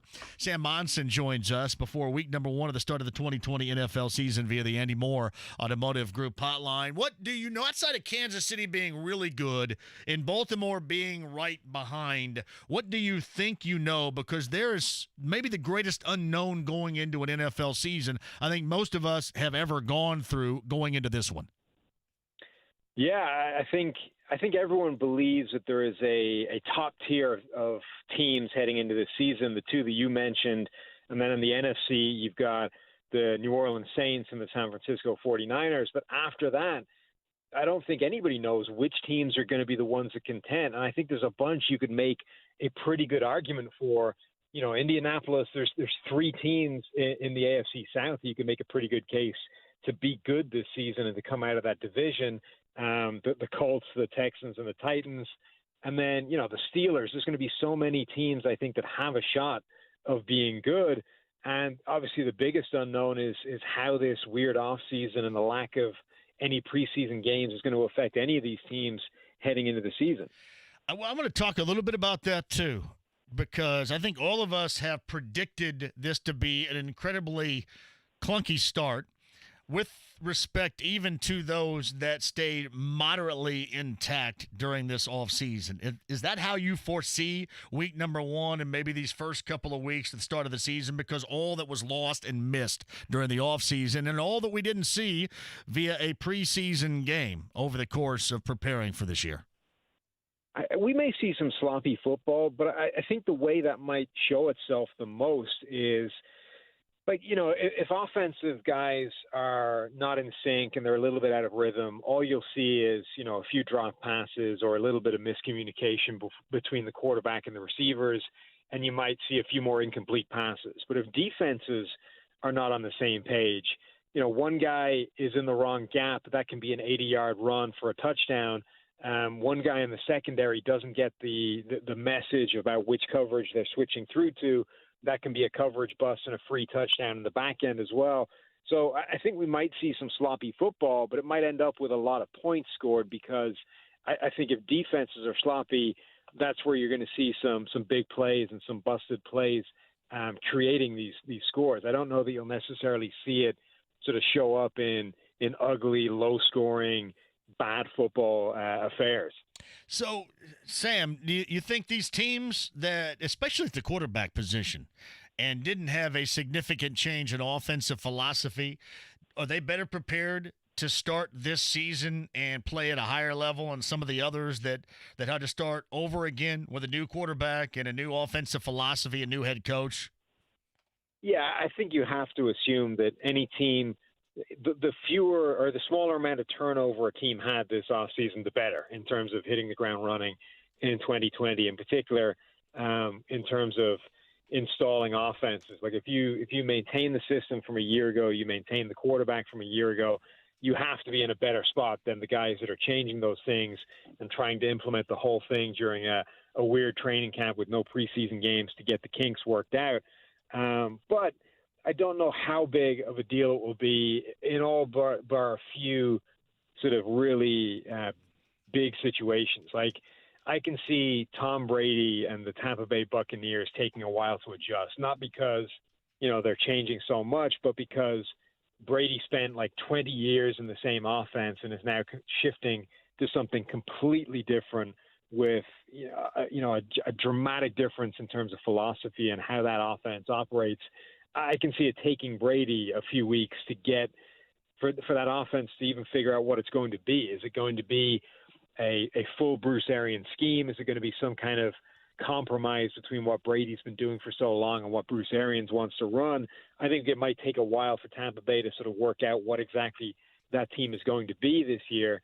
But for most other teams, you know, quarterbacks change coordinators all the time. They make these sort of shifts in off seasons. It's not the biggest deal in the world, but I think it is an advantage if you don't have to deal with any of that this offseason. He's the co-host of Pro Football Focus NFL podcast, lead Pro Football Focused NFL analyst, where you guys go for information and then some. Sam Monson is on the Andy Moore Automotive Group hotline. I want to mention here the AFC South, because a year ago we saw Tennessee explode, get all the way to the AFC title game.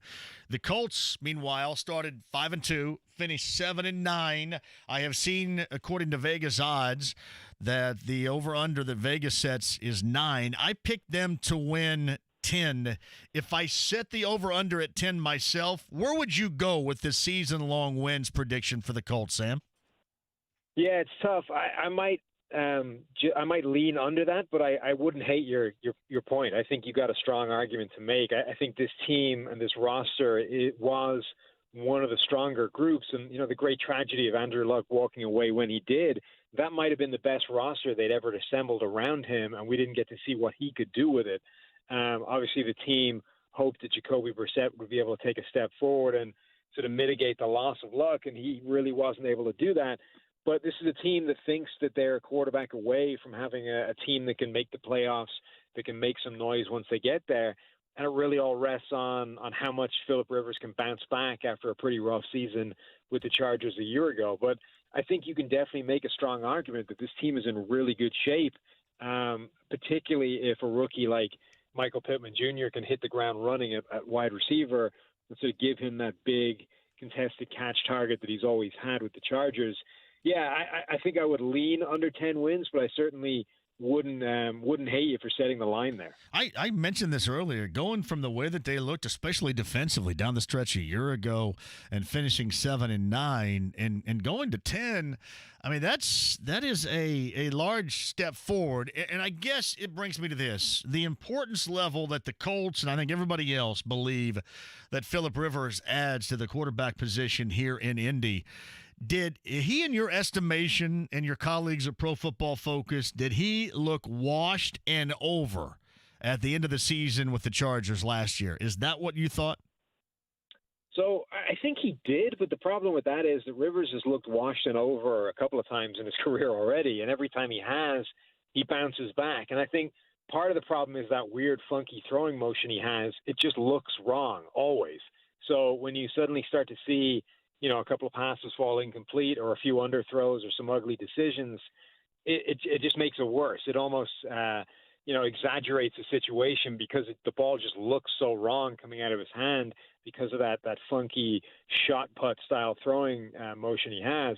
But he's had a few down years in the past few seasons, and every time he's had one, the next season he's bounced back to being, vintage Phillip Rivers again. And I think a huge thing that goes in his favor this year is that this will be the best offensive line I think that's ever been in front of him. The Chargers were consistently incapable of putting even a viable offensive line in front of him for his entire career there.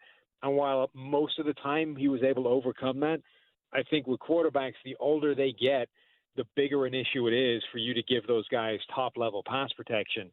So for him to go to the Colts offensive line, which should be one of the top 5 in the NFL this season, I think that's huge in terms of giving him some breathing room in the pocket and letting him kind of get back to what he can do so well, because I think he can still make all the throws.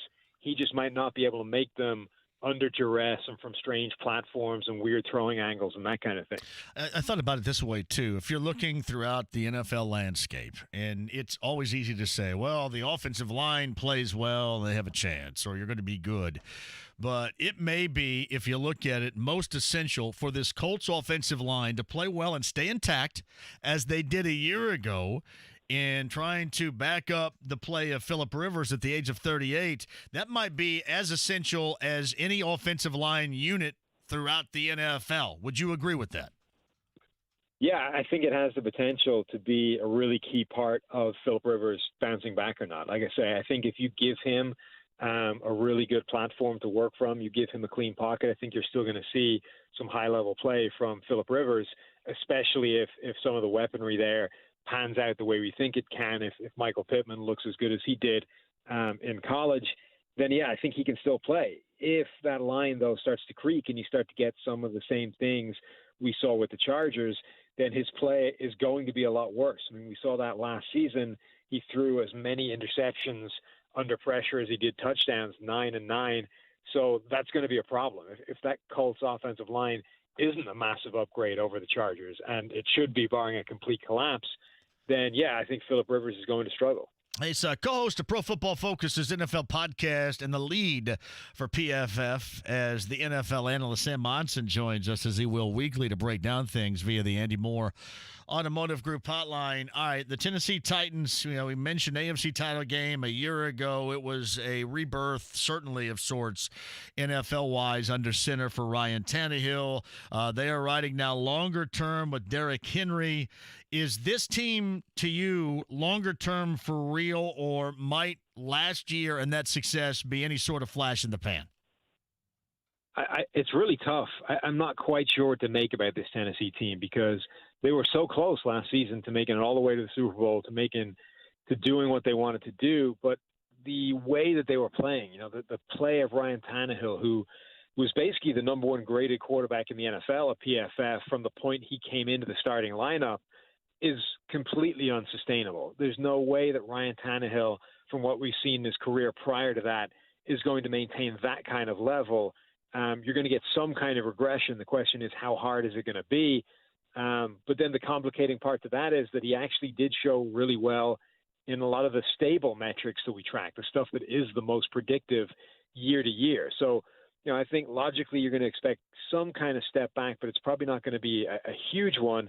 And then Derrick Henry, it's a similar kind of story. He was phenomenal from the point that Ryan Tannehill was the quarterback. But before that, he was like the number 11 ranked rusher in the NFL in terms of total yardage.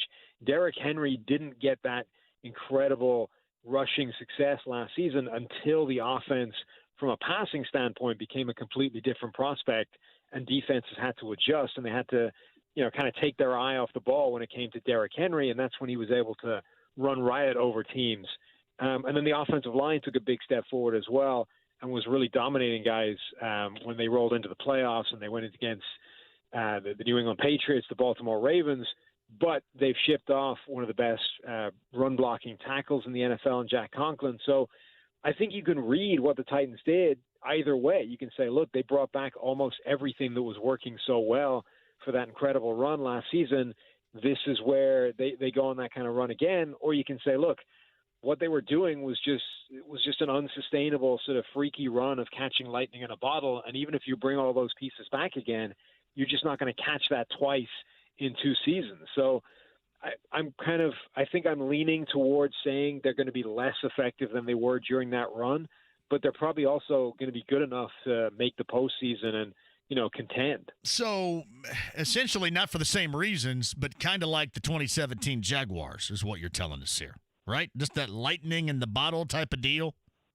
But right. not for similar reasons. Right. I mean, Jacksonville fell apart for a variety of reasons, most of which inside that locker room, but maybe kind of sort of lightning in the bottle like that.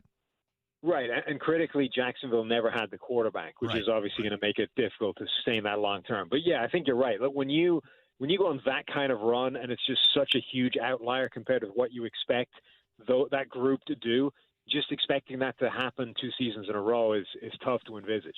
So, Sam Monson of Pro Football Focus, he's with us via the Andy Moore Automotive Group hotline. All right, we debate everything regarding the NFL, especially this time of year at the start of the season. Deshaun Watson, is he, as many people have suggested, I don't know if that's to take the contrarian role or not, will he be better by virtue of DeAndre Hopkins going to Arizona, as some have suggested, or will that downgrade his effectiveness and his production because arguably one of the best wide receivers in the NFL is no longer a teammate of his? Yeah, I've been kind of pushing the first narrative a bit. I think in a funny way, losing one of the best wide receivers in the game might actually make Deshaun Watson into a better fundamental quarterback. I think you can see in his game that he leans on DeAndre Hopkins a little bit too much, kind of like the way Matthew Stafford did when he had Calvin Johnson, when he had Megatron, and it was, when in doubt, just throw the ball in that guy's direction. He's going to come down with it most of the time. And it leads to some great plays, that those two connected a ton, but I don't think it's a good I don't think it's a good habit to get into as a quarterback, to basically not try and find the open guy, but when things start to break down, look for DeAndre Hopkins and throw the ball in his direction, because even the best contested catch receivers in the NFL are only catching those passes a little bit over 60% of the time. You have a much better chance of completing a pass if you just find the guy that has the most separation on the play. So now they've replaced Hopkins with a bunch of fast, speedy guys that in theory should be able to separate more often. And I think forcing Deshaun Watson to basically find the guy that's the most open on the play, even when it starts to break down, is going to make him into a better player ultimately. All right, before I let you go, I'm just kind of curious. With all the numbers crunching you guys do, give us a really good dark horse surprise team play this year. I mean, so many weird things are going on, and I know it's probably tough even with numbers to tell you that or predict that. But give me one large, incredible dark horse play in 2020 that maybe not a lot of fans out there are thinking about. Yeah, I think the NFC North has a couple of them in there. If the Bears hadn't given the job back to Mitchell Trubisky, I would have said they were the sneaky bet. But I think that because they did, the Detroit Lions might be a good bet to snatch that division and to kind of come from nowhere. I think there's a lot of talent on that roster. Matthew Stafford was playing incredibly well last season before he went down. He still has a ton of talent to throw to. And the rest of that division, I don't know, is actually that strong. So I think the Detroit Lions could kind of shock people and win the NFC North. It's kind of funny. Somebody had sent me this. The first quarterback to be benched during the 2020 regular season will be? Got anybody in mind? Yeah, if it's not Mitchell Trubisky, then I don't know what to tell you. Man, that's where we start. I mean, even before the Dolphins let Tua play over Ryan Fitzpatrick, you think even that? I think both those rookies, Fitzpatrick with Tua and Tyrod Taylor with Justin Herbert, I think both those guys could actually keep the rookies on the bench for a little while longer when you consider the schedule and actually how well certainly Fitzpatrick has been playing the last couple of years. I think it might be a while before we see those guys, whereas, Trubisky is just a ticking time bomb. Yeah, that was an interesting, I guess, decision that was made there. But we'll see what happens. All right, Sam's with us, Sam Monson, Pro Football Focus NFL podcast. He's the co-host. He's the lead on Pro Football Focus NFL analyst.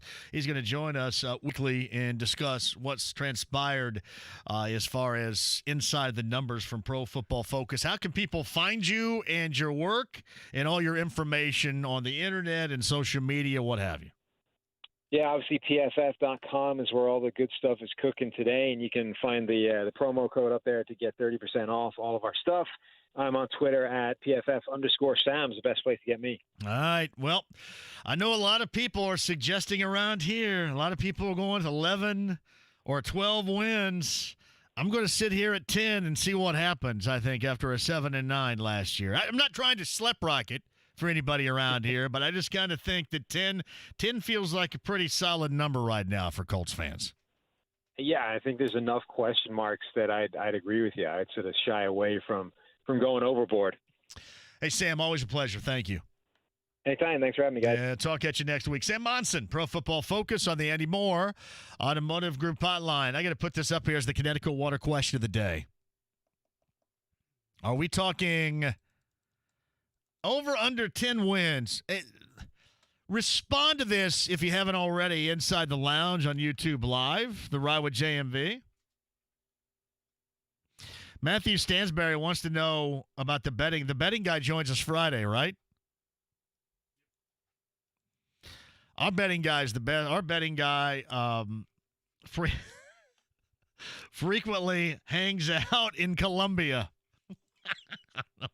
We're going to have the only betting guy who hangs out in Medellin, Colombia. Hey, listen. If you're going to the betting guy hangs out in Medellin, Colombia. That starts coming up on Friday, too. It is so weird how things now are firing off. Incredibly weird.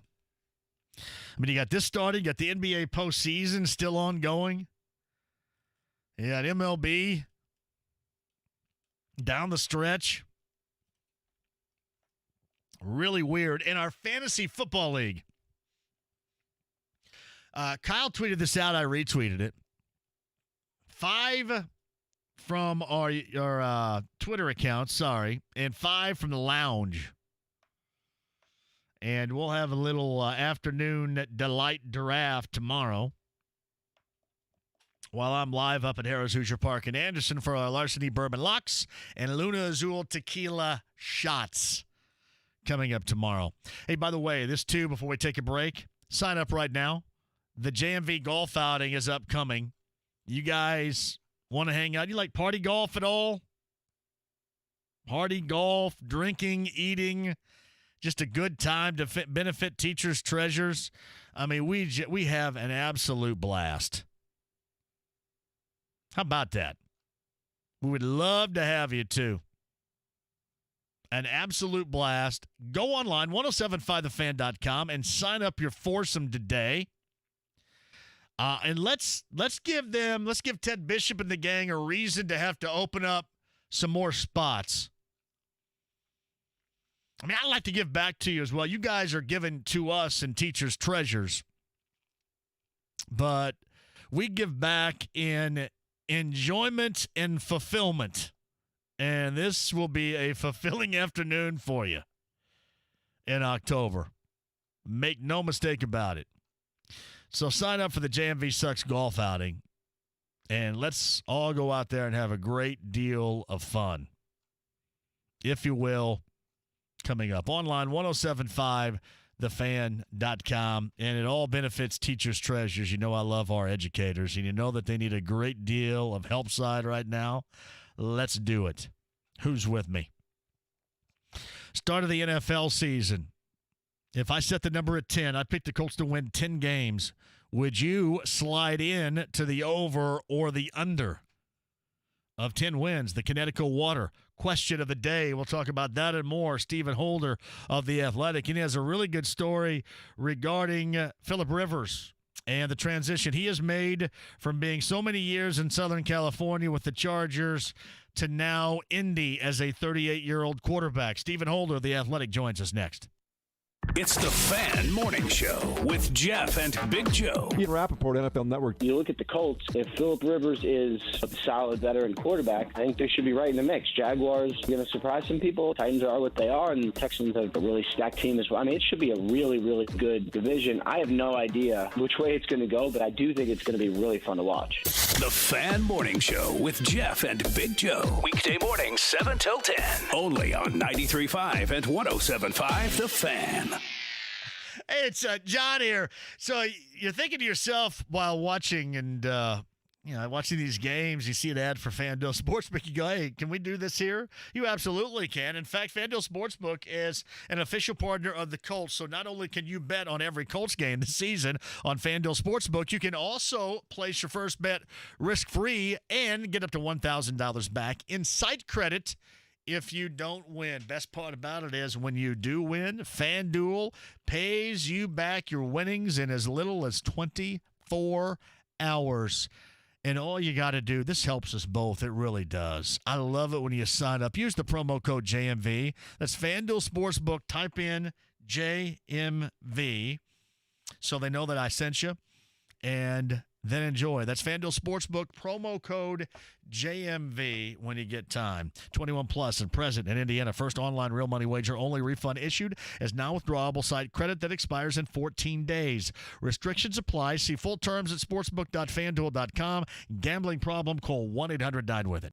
Hi, I'm Ryan Kelly with thehomeloanexpert.com. Most of us have spent a lot of time at the house over the last several months. Maybe you've been thinking about doing some home improvements, a new kitchen or bathroom. How about a deck, pool, or finished basement? Well, the timing has never been better to do those projects. Let's drop your rate and get you the cash you need to make those improvements today. The 5-minute loan approval only available at thehomeloanexpert.com. The Home Loan Expert LLC, NMLS number 1326241. John here in Connecticut celebrating their 50th anniversary. And the customer savings celebration that's September the 10th through the 12th. I'm telling you, Connecticut water is the absolute best. The best water, drinking the cleanest water anywhere you're going to find. They've been doing this for 50 years, and we're helping them celebrate their 50th anniversary with special discounts, big savings, and I'm going to invite you out to join me coming up on Thursday. I'll be at the Connecticut Water location on the northeast side.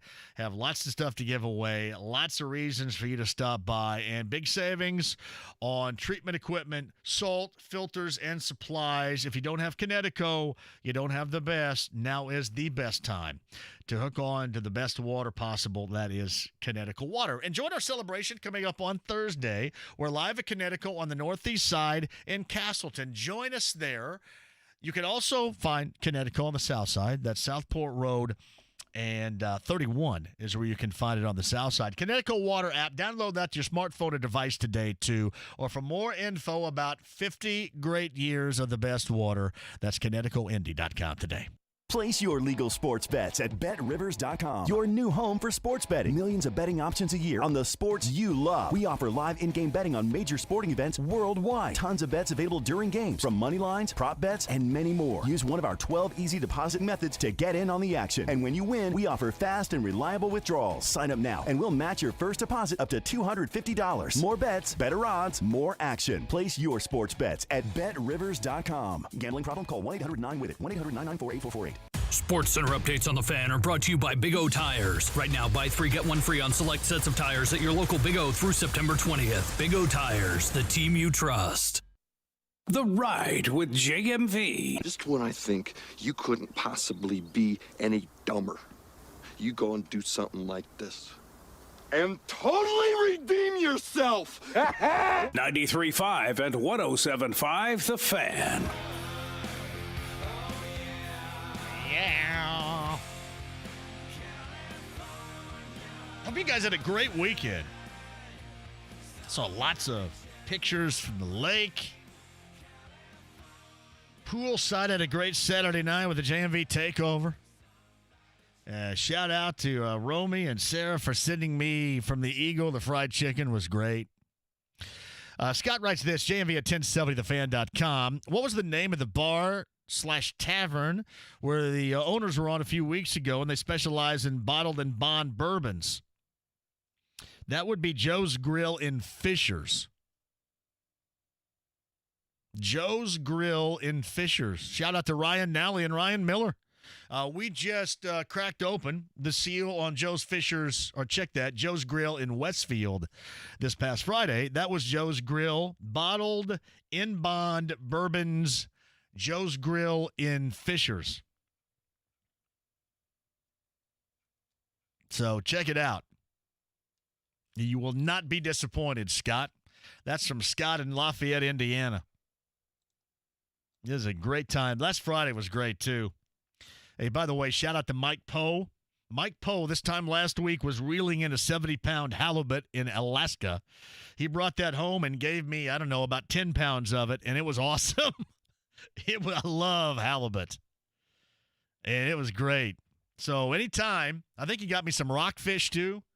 But anytime you're ready to unload some more of that halibut, Mike, I'm good to go, man. It was awesome. Well done. And I don't know about any of you anti-fish folks out there. When halibut is cooked right, it tastes like steak, friends. It just does. I mean, I'm a big scallop eater. I like redfish, flounder's good. But on the fish list, halibut is right up there. It may be on top. Now, you can hose it. You can screw it up, make it rubbery, make it no good. But if you do it right, you got something working.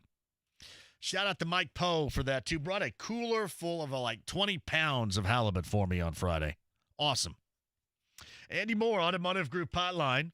He's with The Athletic. He writes regarding the Colts. He is Stephen Holder, and a very detailed and fantastic read. Your article regarding Colts quarterback Phillip Rivers, so many years in Southern California and relocating to Indy at the age of 38. That was well done. Appreciate that. It's kind of unique situation, you know, and people have reminded me since that story posted, and I, like an idiot, didn't even make the connection. But it's very much like the Peyton situation. You know, Peyton leaves Indianapolis after all those years, goes to Denver, and now you walk around Indy, you see a lot of Peyton Denver jerseys, right? You know, because people were still a fan of the player, and I think you're seeing that in San Diego. I've been hearing from a lot of Chargers fans, or I guess as they would tell you, former Chargers fans, because they hate the Chargers. All right, like San Diego hates them because Spanos moved the team.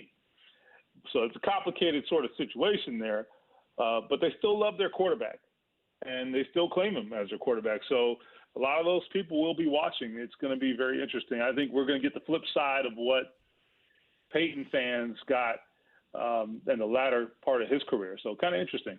So Stephen Holder, The Athletic, has that story regarding The new Colts quarterback at the age of 38, Phillip Rivers, on the Andy Moore Automotive Group hotline. Given the circumstances, the situation, I mean, if Chris Ballard were going to peer into the future and draw it out, in no way, shape, or form at that position did he think that he was going to have to go that direction. Do you think that he and that staff did as best possible, putting this team in a position to succeed when what they thought the quarterback of the future pulled the plug on them over a year ago now? Because those are just situations, you can't envision. Even if you try, are they in the best position possible to succeed given those circumstances of over a year ago? Yeah, I understand what you're saying. I think when you consider everything, just think back to that night on, what was that, August 26th? Day that will live in infamy, right? In Indianapolis, certainly.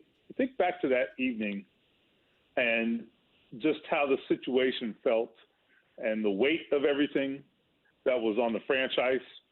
And you saw so many hopes crumbling almost, You could almost see it happening that night. So you think about that, and then you think about where they are now, going to Jacksonville this weekend, completely different situations. Look, I don't know what they're going to do this year, but I feel like they got a chance to be a very relevant team. I thought that then too, but certainly their hopes took a blow, a huge blow. So is this the best they could have done? I think we could argue about it, right? We could throw around the Brady conversation and all that. We could throw around maybe trading up in the draft. We could throw around a lot of possibilities, but if you're talking about just sort of keeping the train chugging and taking advantage of some of the talent you have already, which they have an ample amount, this gives you a chance to do that. And look, this is Frank Reich's choice too. I've said that repeatedly. Frank Reich wanted his guy. They gave him his guy. So that, in his mind, positions him to do what he wants to do, right? So I think all things considered, yeah, they're in a good spot, and we'll see what Phillip Rivers is capable of. I think that jury's still out, but I don't think it'll be bad. I think the question is, how good can he be? I'm not worried about him being bad. I'm just worried about, is he going to play at a good level or a great level? I don't know what that answer is, but I don't think he needs to be great either. Stephen Holder on the Andy Moore Automotive Group hotline. We'll get to that too in just a second. But Vegas odds has him at 9 wins this year. I selected them at 10. Considering how, and I was talking about Fish as I brought you on, this team floundered, especially defensively, down the stretch a year ago. From 7-9 to 10-6, does that seem like just an incredible, even if it's only 3 games, earth-shattering type of jump, in your opinion, for this group? No, because I really think they have a lot of talent. I don't think there's any question about that. They've got, and I know we can cherry pick on any roster, but look, we're talking about a guy like Quentin Nelson, an All-Pro. You're talking about Darius Leonard. You got another All-Pro now, right? In DeForest Buckner. They've got a guy like Justin Houston who can get you double-digit sacks. They've got certainly a running game that should be outstanding, no question about it. I think a guy who's going to maybe make a bid for Rookie of the Year for all we know, right? I know it's way too early for that, but, would anybody be surprised, right? So, look, they got a lot of pieces. So I would say if they don't make that kind of jump, I'd be disappointed in them, because this is the most talent on paper, okay? On paper, it's the most talent we've seen from this club in a long, long time. And there's no reason they can't go out there and be in the playoffs and try to win a game in the playoffs. Those are very, very realistic goals. In fact, if they don't do that, we got to ask, is it a disappointment? Okay, because listen, they have in the end, they spent $25 million on the quarterback. They've given Buckner $20 million. They've got all these young players who deserve contract extensions, which means they're elite players, right? So you got to produce, man. You got the talent. You acquired the talent, which is hard. Now you got to produce. Well, I said this at the start of the show too. I know people go, well, what are you dwelling on the negative? But it is worth thinking about. because if they don't produce, if they don't perform this year, if the quarterback situation doesn't work out with success, they traded the 13th selection away. As you mentioned, you sunk a lot of money into a lot of different parts, and if Rivers doesn't work out, maybe the Colts don't want him back for a second year, and certainly, after Phillip Rivers, that quarterback position in the not-so-distant future seems incredibly talented. I mean, you open up a lot of avenues for incredible critical discussion for a team, with the most part, Stephen, that we have talked about in glowing terms, or have been talked about in glowing terms. So, yeah, I mean, that's the last thing I think anybody really wants to have to encounter is that sort of negativity, because there aren't a lot of answers, and there's sure as hell a lot of places to lay some blame if it doesn't work. I agree with that. I think everything you just said is true. I'm not suggesting that I think that's going to be their outcome. Like I'm with you. I think they win 10 games. I think they can win 11. Right? They're that kind of team, and they have what I don't like getting into this conversation, but they have what looks like a somewhat favorable schedule. Right? At least certainly the first half of the season, they could get off to a fast start potentially. So it's set up for them. But if, as you said, if for some reason, look what happened down the stretch last year. If they have a similar outcome and things just kind of don't work out this year, look, 8-8, I don't think is going to cut it. And if you end up with that kind of mediocre season, then I think you need to reevaluate everything. I agree. I absolutely agree. I think you absolutely need to reevaluate everything. I'm not talking about firing people. I'm not talking about that. I'm just talking about the approach. And you got to think, all right, you have been building steadily now for 3 years, and this is going to be year 3 for Ballard. And I know the first year was sort of a purgatory, right? Because you still had Chuck Pagano and his staff and his schemes and all that. But that being said, you've been building for 3 years, going into year 4 as Chris Ballard. He's still a top-notch GM in my book. I mean, I look at the players he's drafted, and I don't think you can argue that one bit. However, at the end of the day, we are all judged by results. So you got to put it all together, okay? Getting the talent on board is one part of it. Going and finding Darius Leonard at South Carolina State, that you deserve a crown for that, okay? But now, as I said, there's more to the equation than just that. Now you got to show us the other end of the rainbow, which is results. So I think that's where they're at. But again, I think they get there. I think they are a playoff team, and I don't think there's any reason they shouldn't be in the postseason. Yeah, if you don't make it the postseason, if you're 1 out of 4 in the postseason and 1 out of 3 if you're the head coach and GM combination in the postseason, there are not going to be too many genius tags lobbed with you no matter what you've done in the draft, because you're right. It still comes down to results. It just does. It does. It does. And I think the good thing is you have a team brass right now that they're not going to dodge that. I mean, I think, frankly, we've already seen them respond to results not being good enough. If they weren't 7-9 last year, some of the changes we just talked about wouldn't have happened, right? So I think they have already shown us that they're not going to stand pat. Now, we can argue about how much of an upgrade Phillip Rivers is, and I've heard different opinions on that, right? That's fine. And the answer is whatever you want the answer to be. That being said, okay, they're not a team where they're going to just accept mediocre. They're clearly, in my opinion, that's what they have shown us so far. So we'll see if that continues to be true and this turns out to be not such a good season, then they shake things up, I'd say.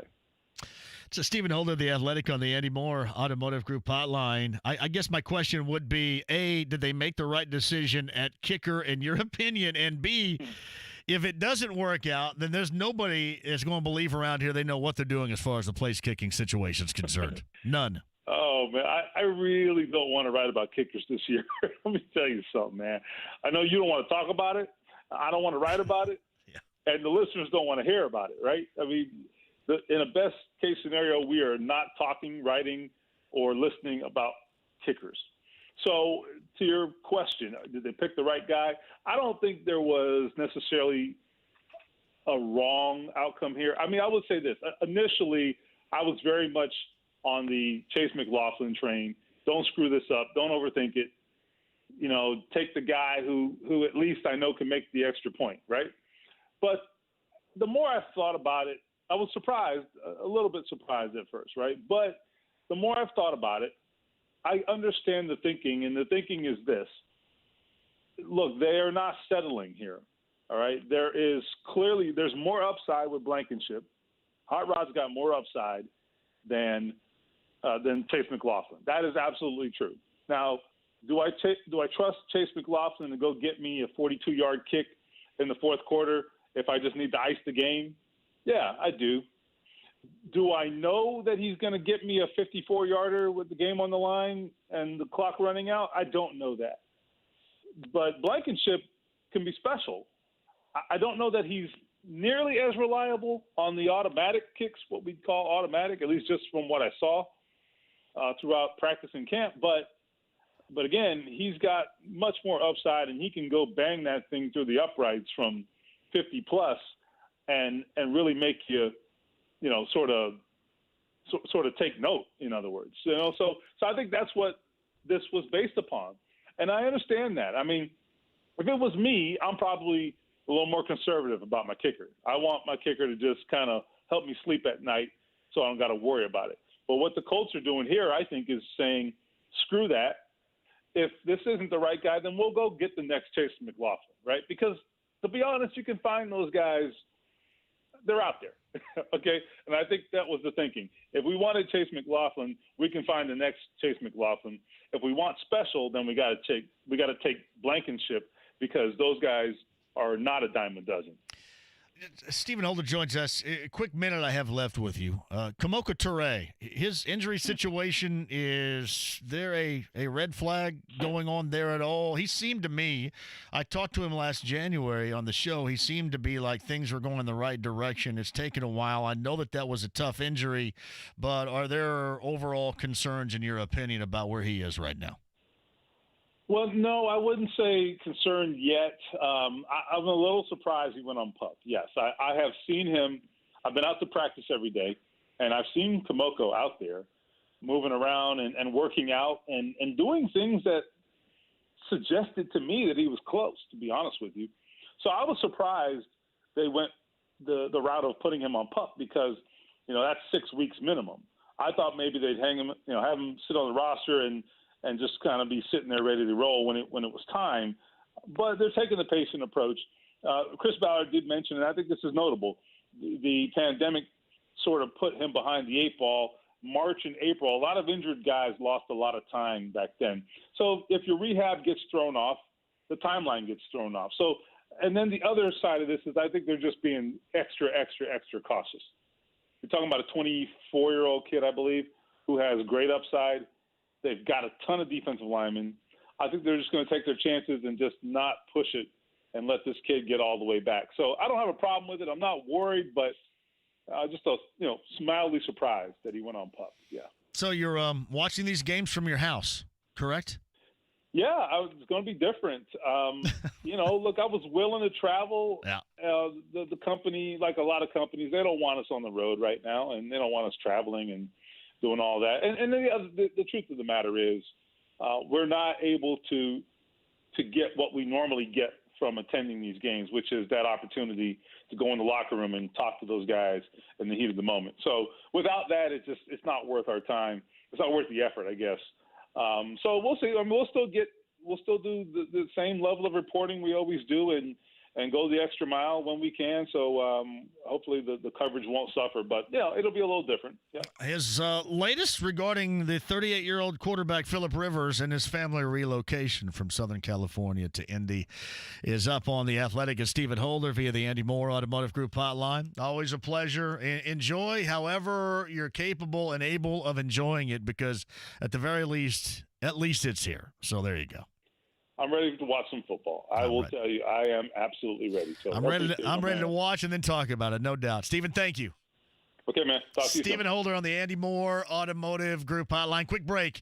I've got the rest of this hour and then all of next hour to yip-yap with you about the NFL and a lot more if you guys want to jump on board. Again, YouTube Live inside the lounge. Kyle is going to pick from both at JMV 1070 on Twitter and Inside the Lounge.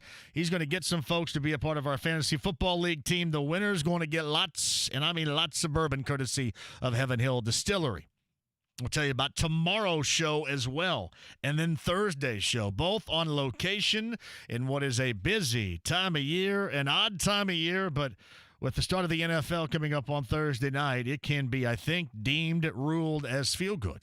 Quick break. We'll come back. Your calls at 239-1070 next. It's the Fan Morning Show with Jeff and Big Joe. Jags reporter Mike DiRocco. Phillip Rivers scares the hell out of this franchise. He has absolutely ate this franchise's lunch. Jonathan Taylor, I think, is going to be an absolute monster, and this team here has had trouble stopping the run, so I'm expecting this to be a really, really, really easy win for the Colts. The Fan Morning Show with Jeff and Big Joe. Weekday mornings, 7 till 10. Only on 93.5 and 107.5 The Fan. Yeah, John here, FanDuel Sportsbook. So you're watching the game, you see an ad for FanDuel Sportsbook, and you go, hey, is that legal here? Of course it is. And, in fact, FanDuel Sportsbook, the official partner of the Indianapolis Colts. So not only can you bet every Colts game this season on FanDuel Sportsbook, you can even place your first bet risk-free and get up to $1,000 back in site credit if you don't win. And FanDuel is going to get your winnings back in as little as 24 hours. That is exceptional. So, start betting. Just download the FanDuel Sportsbook app and be sure to sign up with the promo code JMV. That's the promo code JMV, so they know I sent you. FanDuel Sportsbook, promo code JMV, 21 plus, and President, Indiana. First online real money wager only. Refund issued as non-withdrawable site credit that expires in 14 days. Restrictions apply. See full terms at sportsbook.fanduel.com. Gambling problem? Call 1-800-9-WITH-IT. When the Colts are on the road, BetMGM and The Fan want to crash your bash. Visit 1075thefan.com and sign up on the contest page for your chance to have your bash crash. When you've got a strong will, you do it your own way. When you're not willing to compromise, second best never crosses your mind. So when you're looking for a dependable used work truck, you'll know you'll find exactly what you're looking for at Indy Trucks. Cargo vans, box trucks, utility, you name it. Indy Trucks has it at 96th and Keystone, or the new location off I-65 at the Edinburgh exit, or IndyTrucks.com. When you want it your way, you'll get it your way at Indy Trucks. We all see the world a little differently now. We notice little things we used to take for granted, like driving. Something as simple as just hopping in the car to go to work or take the kids to school. But roads don't just happen. They're built by men and women living in central Indiana. It's as easy to take those workers for granted as the concrete and asphalt you drive on. Union members of Laborers Local 120 maintain and build Indy's roads, bridges, and highways. They're the ones you pass as you drive by the orange barrels. It's hard work. It's dangerous work. And yet there they are, doing the essential work to make sure you have a smoother, safer ride to your destination. And just like you, they want to get home safe too. So, sure, take the roads for granted, but remember the local workers who make them safe for you. This is Ward Daniels, business manager of Labor's Local 120. Everyone deserves a safe place to work. Do your part in the cone zone. Slow down, open your eyes, pay attention. A message from Indiana Laborers Local 120. John for PAI, WeGrowHairAndy.com. You looked in the mirror and you go, hey, what in the world is going on here? You got a receding hairline that's turning your forehead into a 5-head in a big hurry, and you want to do something about it. Hey, I understand completely. You're not vain. You're not thinking about it that way. You're just somebody out there that wants some options. There's nothing wrong wanting options in this world, and the hair regrowth game, Darren Andrews has you covered. Get that private consultation so you know all about your hair regrowth opportunities with PAI. 317-522-2995. That's Darren Andrews today. 317-522-2995 or WeGrowHairAndy.com. Every game has 1,000 storylines. So if you've got an angle, a hunch, or some info you got from that guy in 10 fantasy leagues across the street, Unibet's got that bet. Unibet Sportsbook has all the bets you need for every game. Sign up today and get $30 to bet with. No deposit required. Download the app or visit in.unibet.com. Unibet Sportsbook. Crazy about the odds. Must be 21 or over to play and physically located in Indiana. Restrictions apply. Gambling problem? Call 1-800-9-WITH-IT. This is Malcolm Brogdon, Thursday, September 17th. Listen as I team up with other Indy athletes and the fan to raise money for the Brogdon Family Foundation's education initiative. Check out BrogdonFamilyFoundation.org. The Ride with JMV. You're going to eat your fat. 93.5 and 107.5 The Fan. Larceny Bourbon. Locks, Luna Azul tequila shots tomorrow. Me, Brent Halverson, Harrah's Hoosier Park in Anderson. Oh, yeah, the drinks always flow, so be ready. If you guys want to slide by, we'd love to have you up there. We got our locks and shots. It is going to be weird even to do it, but I'm excited about doing it. So please join us, Harrah's Hoosier Park in Anderson. If you live in Anderson, near Anderson, if you're just driving by, just wandering around I-69 up in that corridor, do it to it. We would love to have you. That's tomorrow. Bobby Ferguson writes this, a legit question. Is the Colts secondary improved over Ballard's first season? The rest of the roster outside a quarterback is for sure. We're going to find out.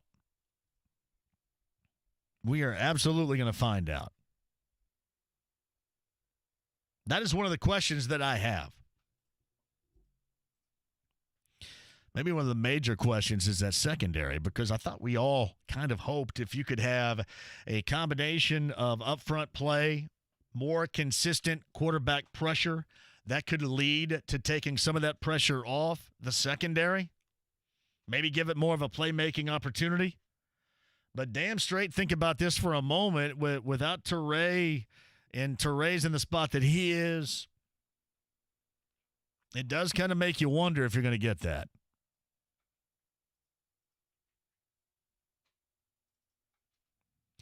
Mark in Arcadia writes this, JMV, I didn't know if you knew that Halloween weekend Days of the Dead is coming back with a Warriors movie. Oh, I did not know this. Hey, Mark in Arcadia, can you send me that? I didn't think they were going to do that. I thought that they had either called off, postponed, canceled. So I could go out and hang out with my guys, James Remar. I could hang out with my guys from the Warriors. Well, that would be outstanding. That would be great. Me and James Remar and Michael Beck.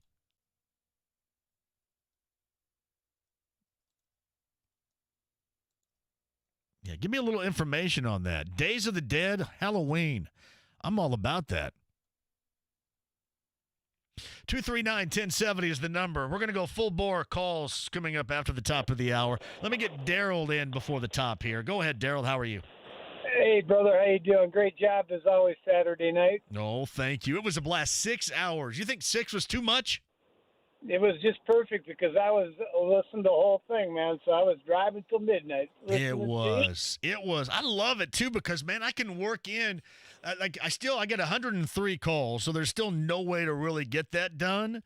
But I got a lot of them in. I played a lot of stuff that has never been played, that I've never played, a lot of new requests. It was pretty damn awesome. It was a good Saturday night. Hey, the reason I've called in, I'm going to be calling in tomorrow for my first bets of the first weekend of football tomorrow. But I'm going to give all your listeners a definite over bet on the Detroit Lions. Take over 7 wins on the Detroit Lions. They're going to be the sleeper team of the NFL this year. They're going to win that division. So take your money, bet over the total on the Detroit Lions. The over the total, and it's funny, Sam Monson from Pro Football Focus said, hey, if there's a team that I want to go with, and he pointed the finger at the Lions this year out of the North. Stafford's going to have something to prove. They picked up some great free agents for their offensive line. They're going to win that division, and they're probably going to be first one in the playoffs. Daryl, I got to hit a break. Give me your gambling excellence and tell me, if I set the Colts win total at 10, would you take the over or the under? You know, that's tough because you got a new quarterback. You don't know how they're going to gel as a team. I think this first game is going to tell everything, but they've got, the weakest team in the division to start the season off with. So if they don't play well this Sunday, it might be a long season. But I think 10's stretching a little bit. I would take under 10. Gotcha. Daryl, thank you for the call. Be listening in on Saturday. That's Daryl right there. Under or over 10? I got to put that up there. Connecticut Water question of the day. Over, under 10 wins. I got plenty of time for you. Let's go ahead and lock it in at 239-1070. Live, Harris Usher Park in Anderson tomorrow. Larceny Locks, Luna Azul Tequila Shots with Brent Holverson. You can join us there. You can play along this season. And we are going to round out our Fantasy Football League and draft, not on the show, but during the show, coming up tomorrow. Kyle will fill in the gaps of those that will participate for a great deal of flowing free bar restock, Heaven Hill Distillery lusciousness. Your opportunity inside our Fantasy Football League this year. Quick break. We'll come back. Entire 5 o'clock hour for you and I to talk at 239-1070 next. Hi, I'm Dr. Jeff Toll with RexMD.com. If you've ever considered trying ED medication, right now you can, and there's no need to visit your doctor's office. You can go online at RexMD.com and get real prescription ED medication delivered direct to you without leaving your home. The process is simple. Here's how it works. Just fill out a brief survey at RexMD.com. Then we'll provide your own private online doctor to find an effective solution just for you to improve your drive and performance. If appropriate, you can get generic options of Viagra or Cialis starting at just $3 per tablet. Your consultation is free, there's no copays, no doctor office visits, and there's no need to visit the pharmacy, as your prescription will be delivered direct to you, and your shipping is always free. At RexMD.com, we've made the process fast, easy, and affordable. Don't wait another minute. Imagine how surprised your partner will be. Visit RexMD.com right now. That's REXMD.com. It's our lowest mortgage rate in history. Golden Oak Lending has dropped rates to 2.5% fixed. This is James Hawkins, president of Golden Oak Lending. Take advantage of this historic low rate and save hundreds on your mortgage every month. If you have a mortgage, you could save, plus skip 2 house payments. Use the equity in your home to pay off high-interest credit cards. Imagine no credit card debt and a lower monthly payment. Lock in 2.5% now. If you want a lower rate or to get cash out, call us for a free mortgage checkup. Plus, if we can't close your loan, the appraisal is no charge. Apply online at goldenoaklending.com with our easy zipline mortgage or call 317-706-GOLD. 706-GOLD. Golden Oak Lending, cured my blues. NMLS 114937, conventional 15-year fixed, APR 2.655, 30% equity with approved credit. Regulated by the Indiana Department of Financial Institutions. Hey, John here, Connecticut, celebrating 50 years. Great customer savings in this celebration, September the 10th through the 12th. Now, I know a lot has changed this year, but Connecticut's mission of helping customers enjoy great tasting drinking water, clean, soft water, the best water, in fact, never changing. It's always the same. It is the best. And to help celebrate the 50th anniversary, you're going to save big. Discounts, big-time savings on water treatment equipment, salt, filters, and supplies. And you can join me, Northeast Side and Castleton, coming up on Thursday for all that and more as we celebrate 50 years. Again, me, live show. Join me there Thursday at Connecticut on the Northeast Side in Castleton. Also, there's a Southside location, 31 in Southport Road, the Connecticut Water app. Download that to your smartphone or device today. Or Joe, John, and Dennis and the greatness that is Connecticut Online. That's ConnecticutIndy.com. Hey, it's Stan Dockage here with my wife, the lovely Lee Ross. Lee, we've had several jobs done at our house by the Michaelis Corporation. Some planned, some not so planned. They helped us with an emergency, if I remember correctly. Michaelis did some great scheduled contracting work for us, but when we had a water emergency because a pipe leaked, they were all over it quickly. They got the mess dried out and repaired all the damage from the leak, just like new. Yeah, water in a house where it's not supposed to be can cause a lot of problems. Now it's like it never happened. Yep, when we were in a pinch, the whole crew from Michaelis did a great job around the house, and what made it even better was they helped guide us through the insurance process. Besides their incredible professionalism in emergency services and insurance restoration, Michaelis has experts in waterproofing, foundation repair, mold remediation, indoor air quality, and general contracting. Spelled M-I-C-H-A-E-L-I-S, pronounced Michaelis. Call 844-FIX-INDY. That's 844-FIX-INDY or michaeliscorp.com. Right now at Diamonds Direct, pick any piece of beautiful jewelry, get the best price, pay nothing down, and spread your payments over 5 years with 0 interest. It's the easiest and smartest way to buy. 5 years, 0 interest financing, and everything's included. From all engagement rings to all bands, bracelets, earrings, and pendants. Don't miss this encore offer for 2020. You can even finance the sales tax. 5 years, 0 interest. Now for a limited time at Diamonds Direct. Approved credit. Get store hours, directions, and details now at diamondsdirect.com. Join Caesars Rewards at Harrah's Hoosier Park and reap the benefits nationwide. Harrah's Hoosier Park. The fun never stops and the excitement never ends. This is Indy Sports Center. WFNI, WIBC HD2, W298BB, WIBC HD3, W228CX, Indianapolis. Astros, Dodgers, Sunday Night Baseball. The action begins at 7 on 93.5 and 107.5 The Fan. The Ride with JMV. It takes him a second to get on the stool because he's under 5 feet tall. 93.5 and 107.5 The Fan. I do a lot of calls here. 239-1070. Love to have you on board.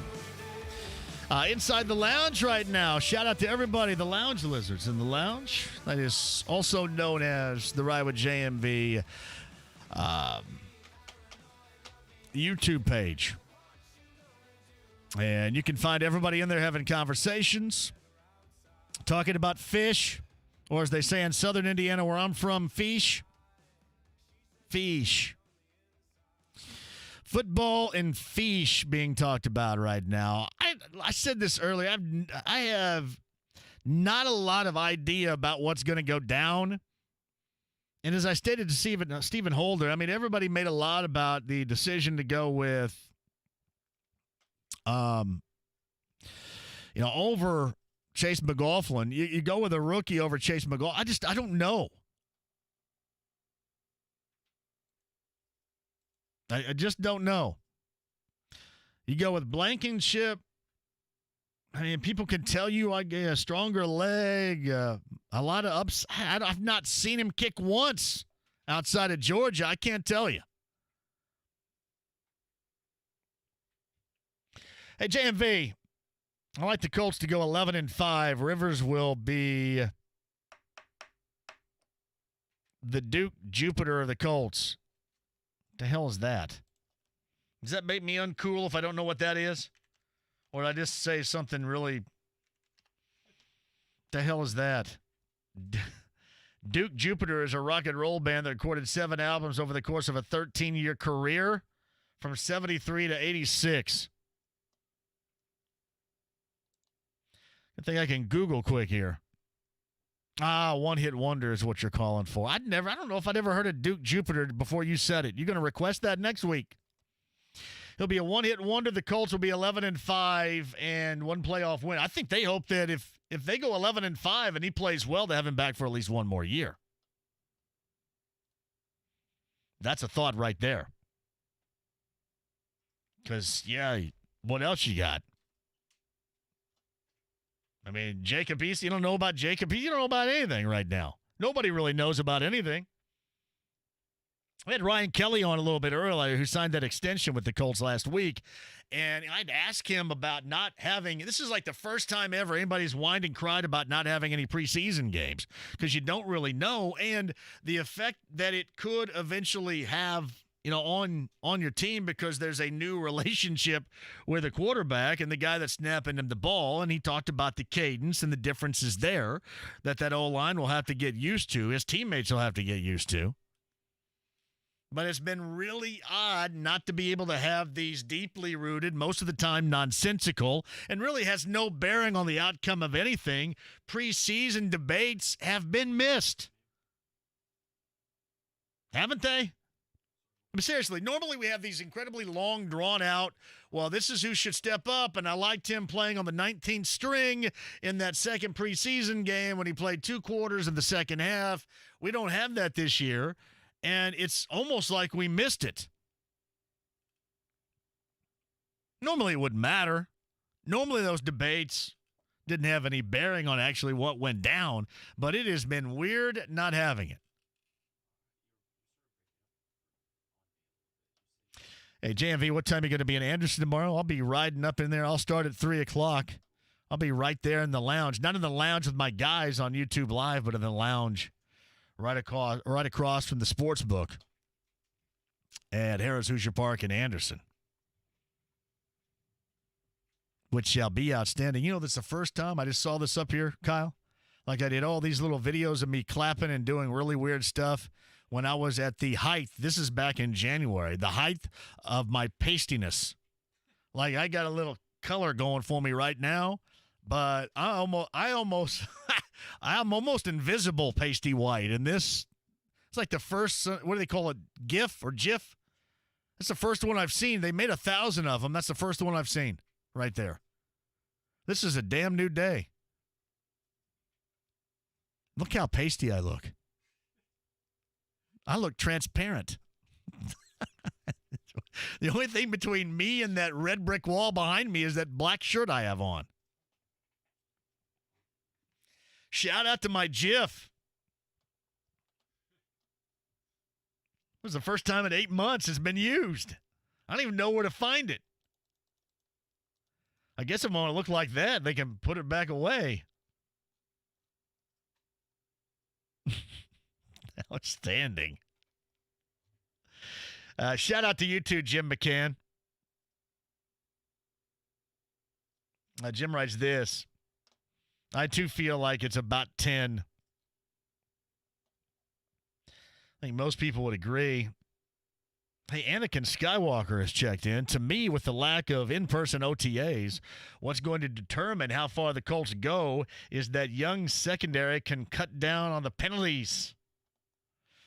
I mean, Xavier Rhodes, but I think Xavier Rhodes, I mean, you talk about the young secondary. I'm thinking about Xavier Rhodes. Is he going to help? Is he going to hurt? Is he going to be on the show weekly? Have we heard that yet? Is that happening? Or did I just say it? I just thought out loud. We need to have a meeting for that. I just thought that one out loud. We shall see. Did you see ESPN's big piece, the season predictor piece? I did not. They had the Colts going 8-8 on the year. I can see it. Listen, that 7-9 squad we saw at the end of last year. I mean, you're going to have some new guys that are going to make some not so subtle differences. That 3 wins is a lot from that team we saw at the end of last year. That defense at the end of last year was just awful. And you also think about last year, after that 5-2 start, the games thereafter were some of the more unwatchable games in the history of this franchise here. And believe me, this franchise has had some unwatchable games. Yeah, most of you don't remember before the start of the Manning era, but there were some unwatchable football games then. Last month and a half in that neighborhood of a year ago would have rivaled some of those early years of just incredible, unwatchable football. And boring and unwatchable. So that's a big step. Huge, in fact. Hey, by the way, Mark checks in from Arcadia. October 30th through November 1st, 2020. Indianapolis. Where's this going to be? It says Richard Dreyfuss is going to be here. Hell, I'd go somewhere to see Richard Dreyfuss. This is not a boat accident. And then you got Cochise from the Warriors. Who else you got here? Some people I don't know. Well, there's Michael Beck as Swan and one of the baseball furies from the Warriors. I'm all about that. Sign me up for that Day of the Dead. Now, Chase Wilson, I am not snubbing you. I was leaving this up to Kyle. You know I'm not snubbing you, man. I'm not snubbing. I don't snub anybody.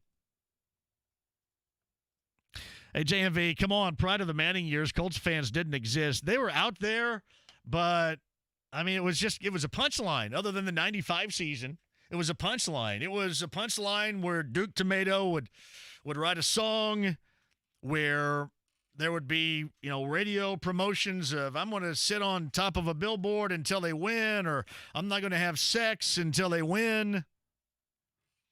Most of which probably wouldn't have had sex anyway, but that was a radio promotion back in the day.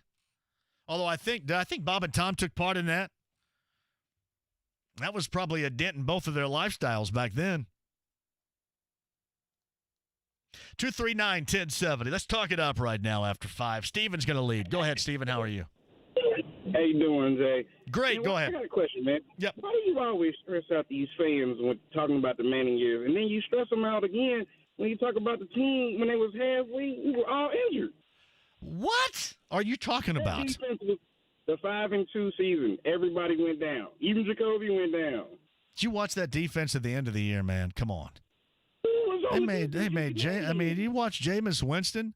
He can't even find a starting job now. He looked like he's playing against you, Steven. Name me somebody in the secondary. Name me one person on the secondary after that. Name me one person. Exactly. Come on, man. You can't try to justify that defense at the end of the year. You can't. Darius Leonard was walking around on one leg. Well, no. Just tell me this. Tell me what you foresee then. So you think I'm trying to paint a picture of doom and gloom? I'm not. I'm just trying to keep this balanced. I'm just talking about you. I'm just saying that you just literally trucked everybody after they put their heart into it, and we went down with a I did not. I'm not doing that. You think I do that? Come on. All right, so my prediction anyway this year is 11-5. I'm a conspiracy theory too. Okay. I don't think Rivers is going to go all season. I think he's going to get hurt. So you think that they're going to ride on a little Jacoby Brissett backup plan here is what you're saying, to 11 wins. There you go. Yeah. Is that a dog? Is that dog agree? I don't know if that dog agrees with that prediction or not. 66-24. The dog don't have to agree. Got a point. Take that. You got a point. Don't do that. Don't do that no more. No, I don't know what you want me to. I mean, those are the facts. That's the fact. Those are facts. I'm not just making that up. No, Jay, you got to stop that, man. You know these are some fake Colts fans out here. They get sensitive. All they talk about is Peyton Manning. We need a quarterback. We need a quarterback. No, we need a well-rounded team.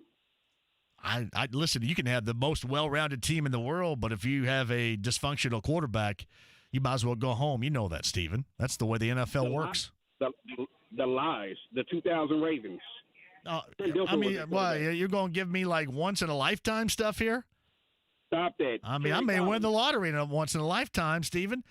Stop that. Now you are painting me. No. You are painting a non-favorable picture of how I'm talking stuff up right now. Because you're talking madness right now. You already know it's defense wins championships, and you know it. Oh, man. Come on. That's a philosophy on a locker room wall. That only works normally when your quarterback plays well. You know that. When did Trey ever play well? Did he throw over 100 yards in that Super Bowl? Come on. Stop that. Man, you better stop that madness. All right. These fans are here losing their mind. I'm not trying to make the fans lose their mind. Steven, I appreciate you. Steven, hey, I am noting your prediction at 11-5, and there is no doubt I'm going to remember this conversation.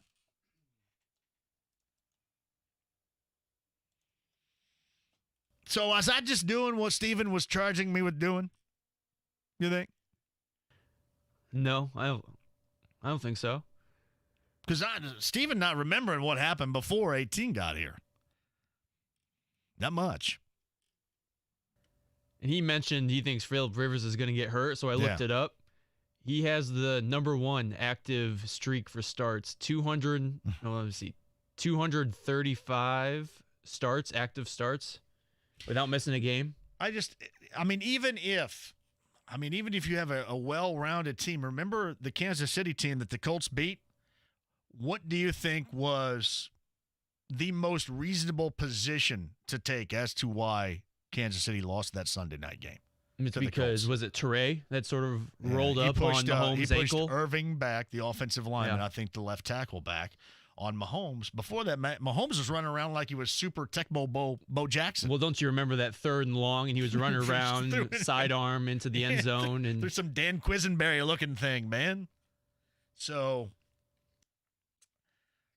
Yeah, you gotta have that. And listen, I mean, most theories are going to be proven wrong, once every 20 plus years or so. But for the most part, if you don't have that, you don't have much.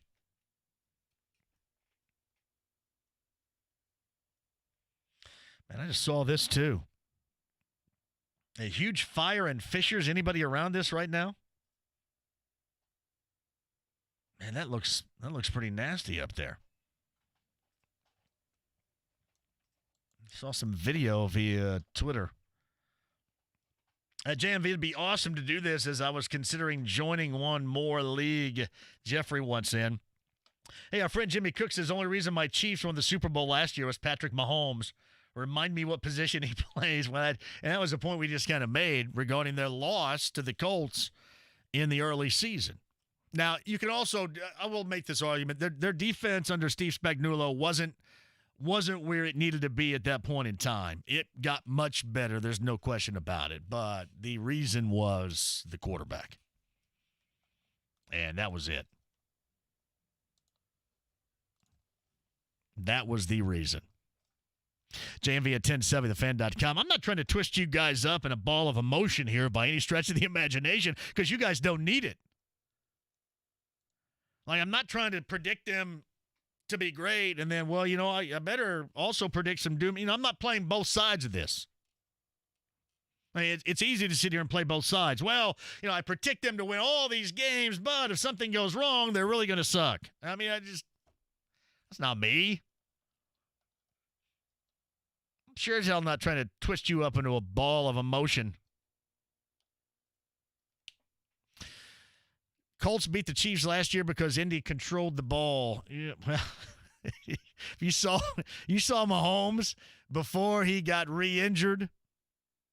That was the biggest difference in that game, man. I'm talking about ball control all day long. That was the biggest difference. Alex is at 239-1070. Alex, go ahead. Hey, JMV. Nice to talk to you. Right back at you. I just wanted to holler out to everybody. Last Tuesday, my stepson, and he's actually my son. I've had him since he was 4 years old. But I say stepson because if you watch the pre-fight interview, he says some unsavory things about his biological father. But he was on Dana White's Contender Series in Las Vegas. Okay. 135 bantamweight. He was a huge underdog, but he won. And he signed his UFC contract. That's excellent. Indiana. What is his name? I apologize for not knowing beforehand. Oh, it's fine. Ronnie Lawrence. Ronnie Lawrence. And he just signed here recently? Last Tuesday night. Well done. Is he called The Heat? The Heat? Yes, sir. That would be my son. That is outstanding. Shout out to Ronnie The Heat Lawrence right there. Yes, sir. And thank you very much. So what's he do next?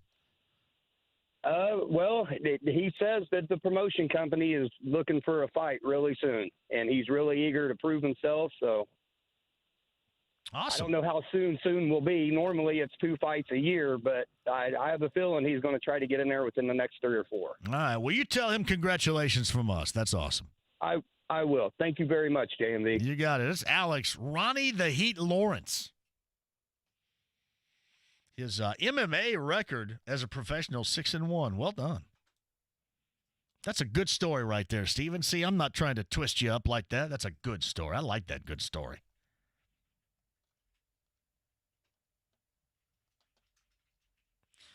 Yeah, I know. Yeah, shout out to those. That's an apartment complex fire in Fishers. Man, I hope everybody's okay. That's not a good look. I don't like that at all. Kevin Burton writes this. Bob and Tom went with the no trim till the Colts win. Facial and head hair. I thought that they weren't having sex. Is that wrong? That promotion had to be played here at some point. I know that I'm not just making that up. I thought somebody sat on a billboard. I'm going to get Steven all bent out of shape even talking about the old school days here. I thought somebody sat on a billboard. Duke Tomato writes a song a week.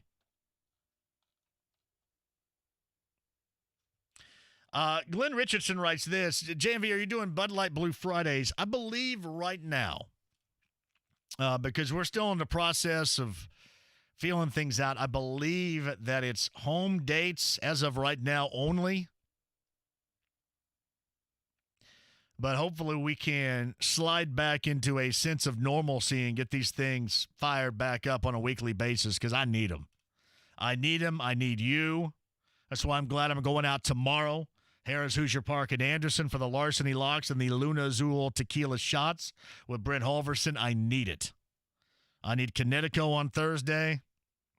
Just great to see you guys again. I love Joe's Grill on Friday was outstanding. So many people came out. It was a brand new place.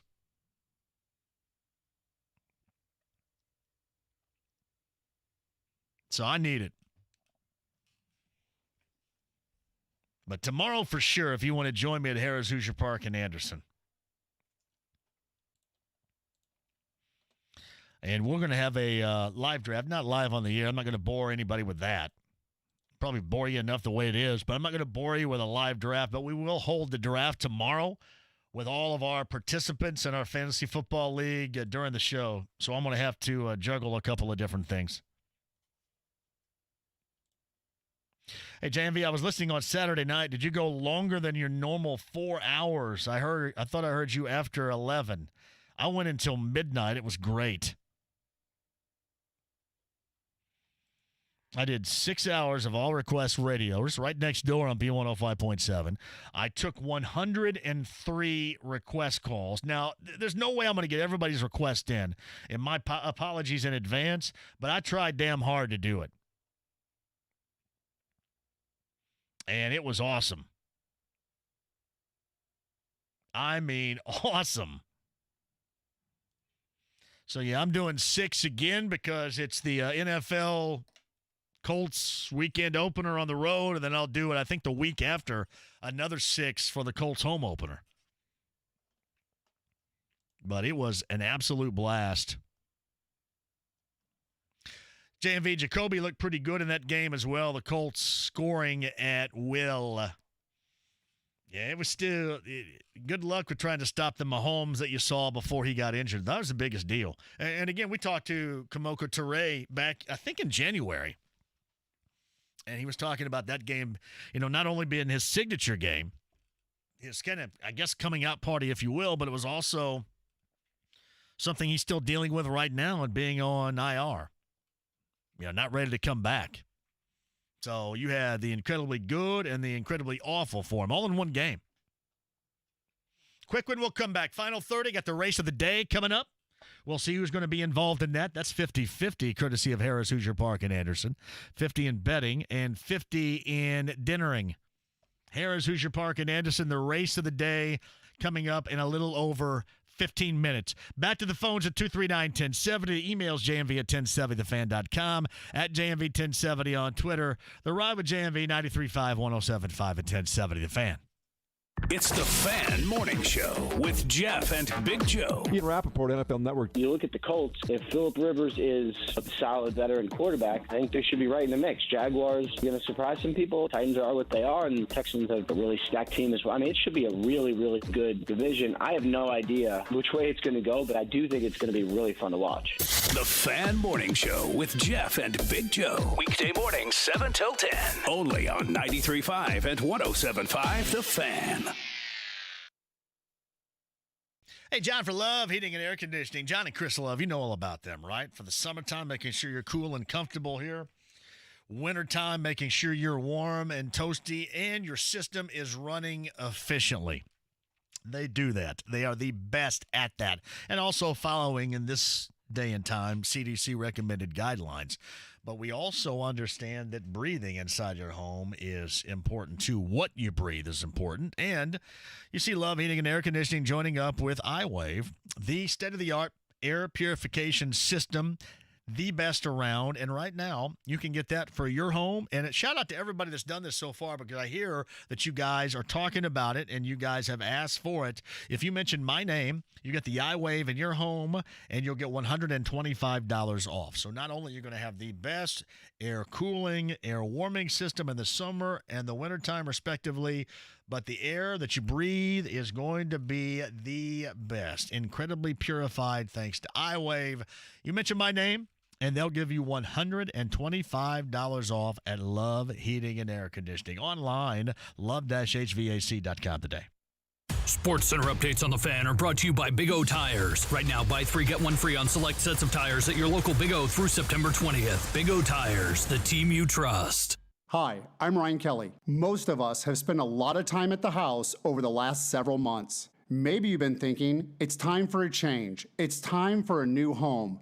Well, you're not the only one. We are pre-approving record numbers of borrowers all searching for that perfect house. If you're ready for a change, the first step is getting pre-approved. We'll get you into your new home in just a few short weeks. Get pre-approved today. TheHomeLoanExpert.com. The Home Loan Expert LLC, NMLS number 1326241. We see you over there, looking around to see if anyone's watching as you grab your phone to check your credit score. Don't worry, we're not creeping up on you like Mondays, but VergeCredit.com knows what's going on. You're on the verge of something great, on the verge of improving your payment history, on the verge of a lower interest rate. At VergeCredit.com, we know that's no easy feat. So goal getter, why not choose a personal loan that works just as hard for you? A loan that reports payment history, so each on-time payment could help build your credit score. A loan that believes in personalizing the details to fit you and your situation. From the amount to the term and payment, it's time you take control of your credit score with a personalized personal loan from VergeCredit.com. Start your journey to achieving your credit goals today. At VergeCredit.com, you're on the verge of something great. Lending decisions subject to eligibility, credit check, underwriting, and approval. Rates, terms, and conditions apply. Late payments, missed payments, or other defaults on your account may be reflected in your credit report. Loans are underwritten and originated in Salt Lake City, Utah by Stride Bank N.A. member FDIC and serviced by Verge Credit. Hey, JMV here. So you're watching the game and you see an ad for FanDuel Sportsbook and you wonder yourself, is that legal here? You bet it is. In fact, FanDuel Sportsbook, an official partner of the Indianapolis Colts. So not only can you bet every Colts game this season on FanDuel Sportsbook, you can even place your first bet risk-free and get up to $1,000 back in site credit if you do not win. FanDuel also is great about this. And people have told me they have been involved in this so far. They love this, the absolute best. They will pay you your winnings in as little as 24 hours. That is hassle-free. So to start betting, just download the FanDuel Sportsbook app. Be sure to sign up with my promo code JMV. That's my promo code JMV, FanDuel Sportsbook today. 21 plus and present in Indiana. First online real money wager only. Refund issued as non-withdrawable site credit that expires in 14 days. Restrictions apply. See full terms at sportsbook.fanduel.com. Gambling problem? Call 1-800-9-WITH-IT.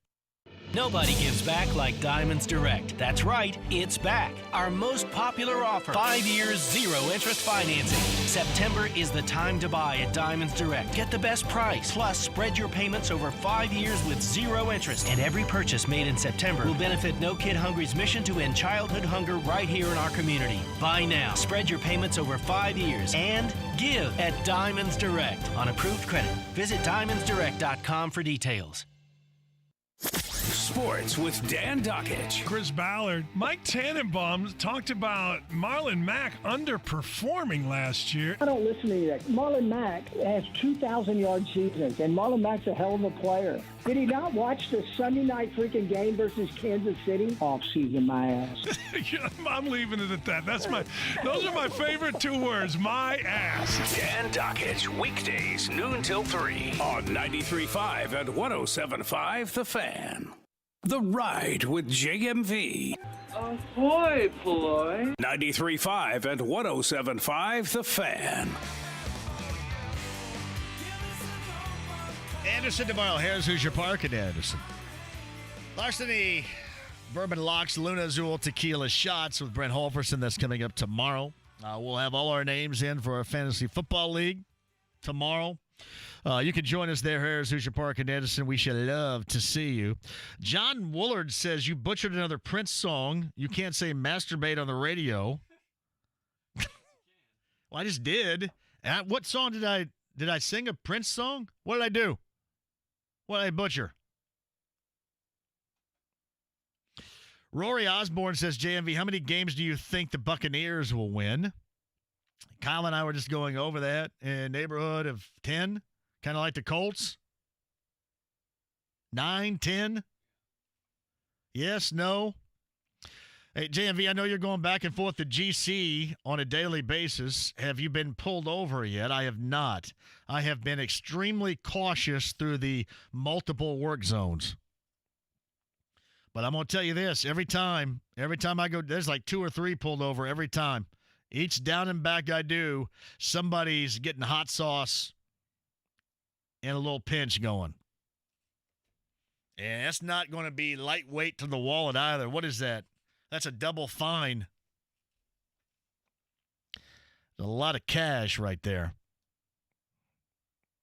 My friend Ari, if Rivers or Buckner get hurt, the Colts need to evaluate their medical staff. These guys never get hurt. So if they suddenly do get hurt, that means something is bad. I think people have been wanting to do that forever here. No, but back to the ticket thing, not yet. Come on now. Knock on some wood. I'm extra careful. I've been going down and back for the better part of 3.5 weeks, almost nightly. I think I've missed like 3 days, and those have been on the weekend. Gives me a time to think. I don't do a lot of thinking other than that. I love music, though, so I'm all over the dial. And quick shout out to our friends at Yacht Rock Radio. Yacht Rock Radio on Sirius XM on Channel 70. It is being moved out of Channel 70, given that, I guess, unofficially summer is over and back to 311 on the app. That sucks.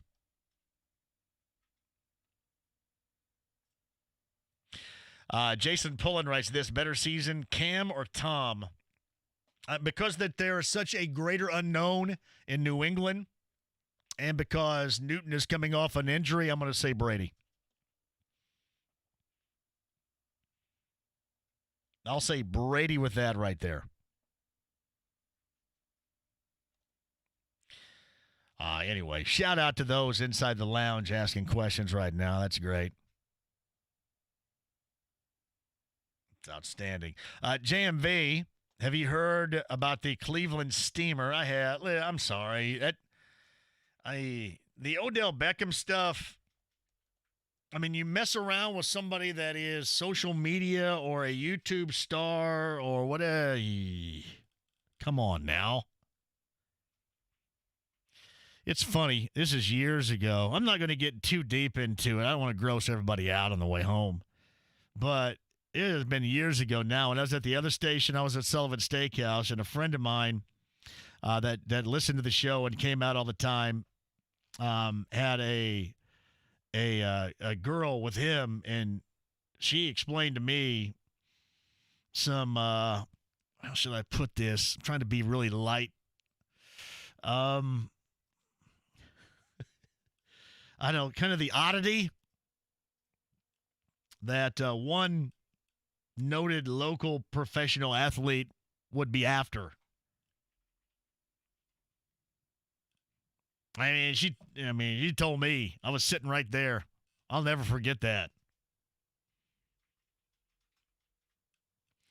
And really, it was something I didn't, you can't, how do you say it? You can't unhear it. I wish now I could, unhear it. I don't want to hear it. So, you never know, everybody. You never know unless you get involved with some YouTube or some social media star, and then ultimately, if you're a big name, they're going to tell everybody about it. But yeah, it's weird. You never know, and frankly, I don't need to know. But I did read it. Giannis Antetokounmpo, I always pronounce, there's a name I'll butcher, is out for Game 5 against the Heat coming up later on with that ankle sprain. So he is out, and all the Heat need to do is win one more game to move on to the Eastern Conference Finals. So was this Pacer 4-game sweep more about Nate or just more about the way the Heat are playing? You still justified in making that call to make the change at head coach? Pacer fans, in your opinion? By virtue of the way the Heat played, and really, the Heat went to overtime. That should have been a sweep against the Bucks, too.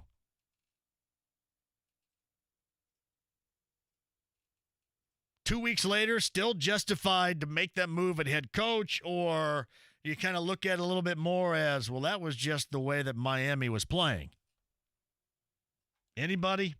I mean, I'm still okay with the move, don't get me wrong.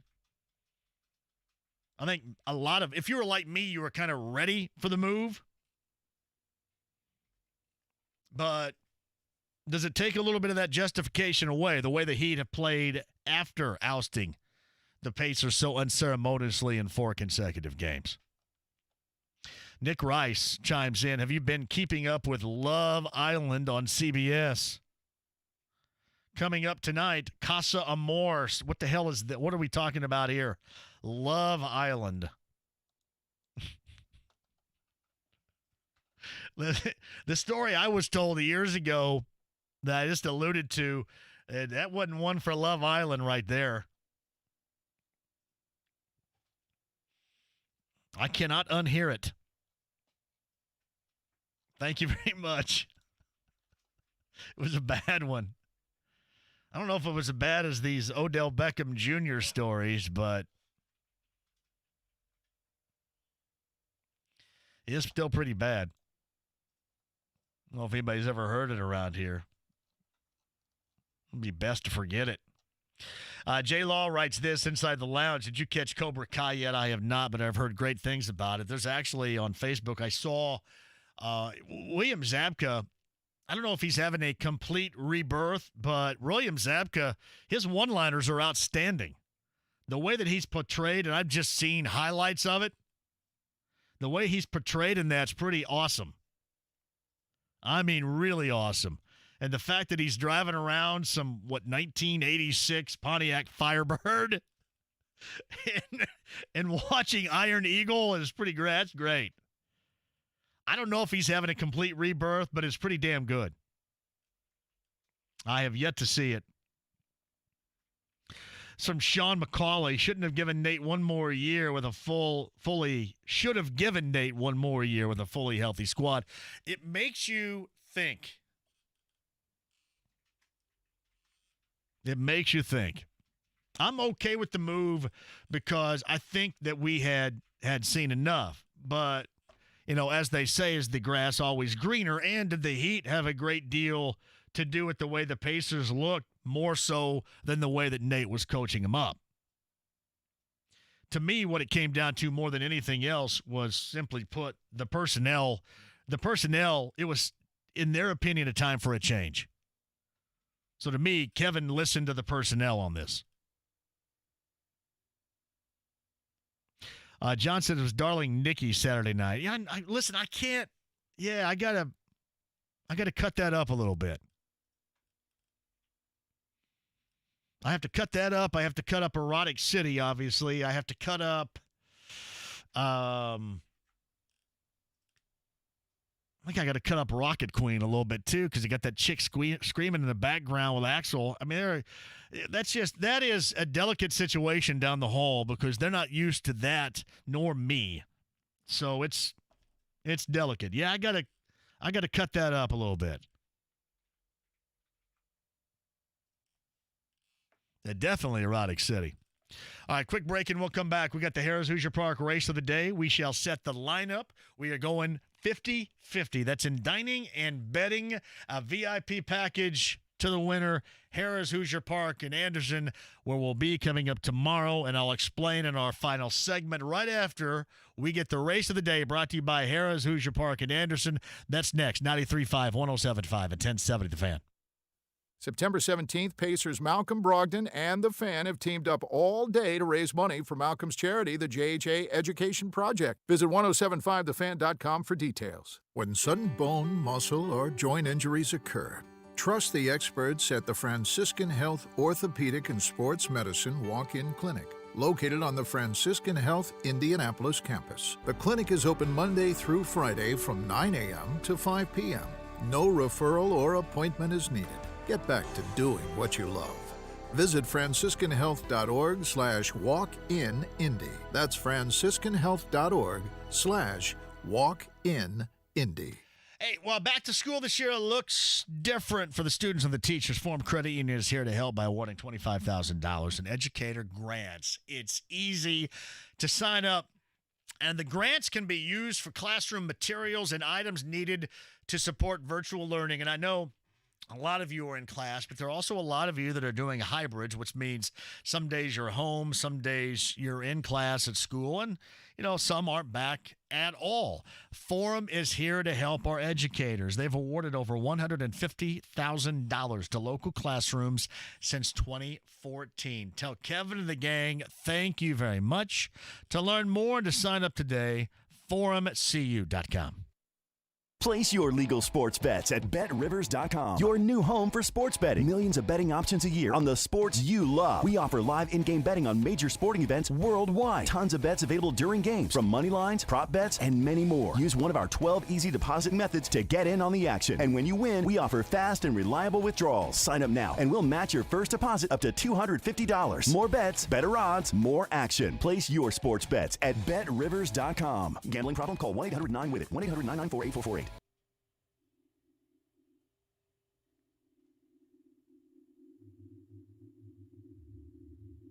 I guess I hit the long intro right here. That's my bad. They got to have a running song, and what am I doing here? Just go. Here's the Harris Hoosier Park race of the day. Let me go ahead and butcher this. This is something I did butcher here. I tried to get a running song to go with Harris Hoosier Park and Anderson because we're running a race right now that's going to get somebody a VIP pack.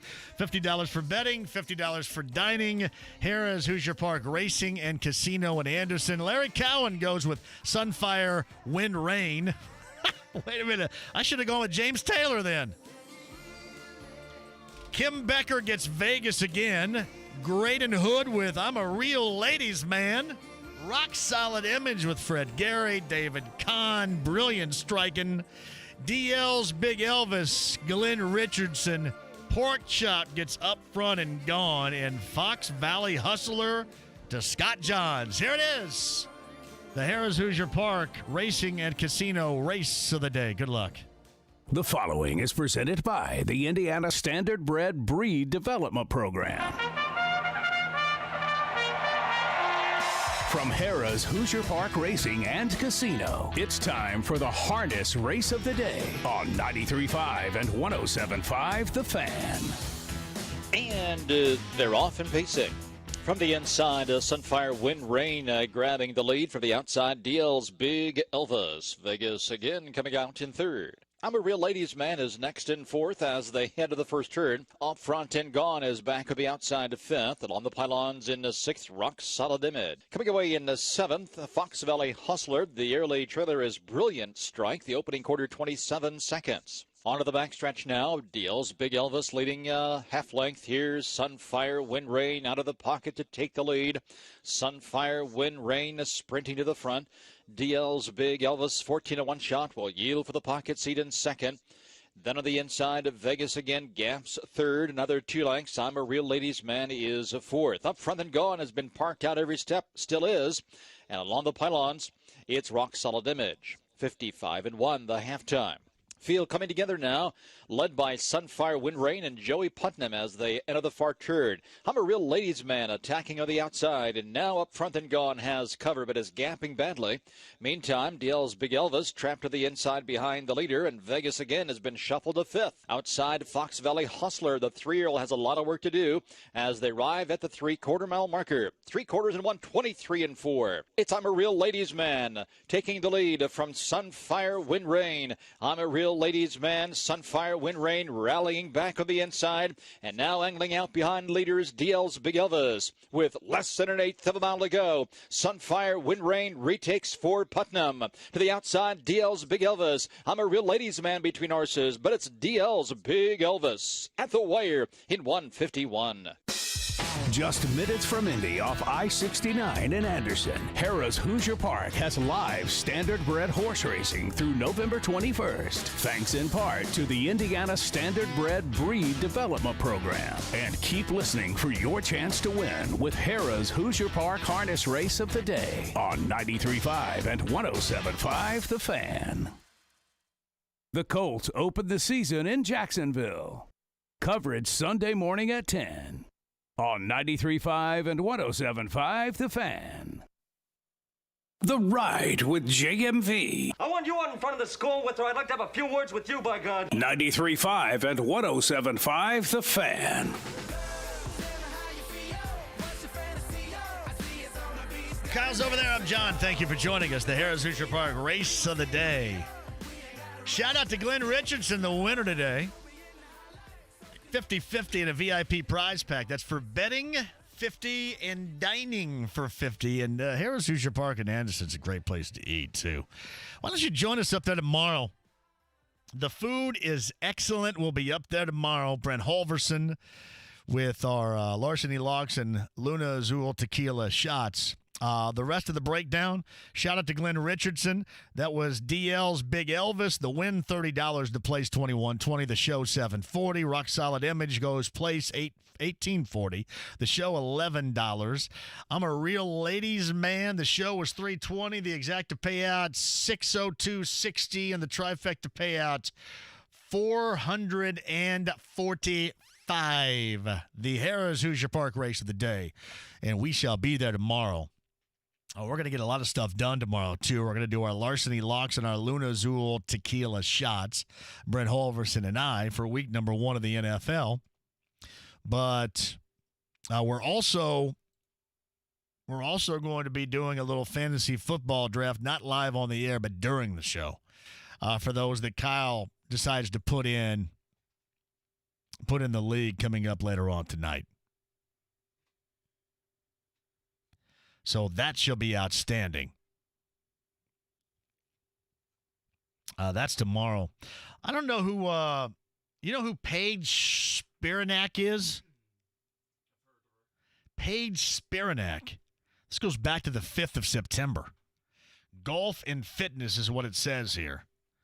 But she says, I saw this shirt and knew I had to recreate Lacey Underall from Caddyshack. If you know, Lacey Underall was the character in Caddyshack that our friend Cindy Morgan portrayed back in 1980.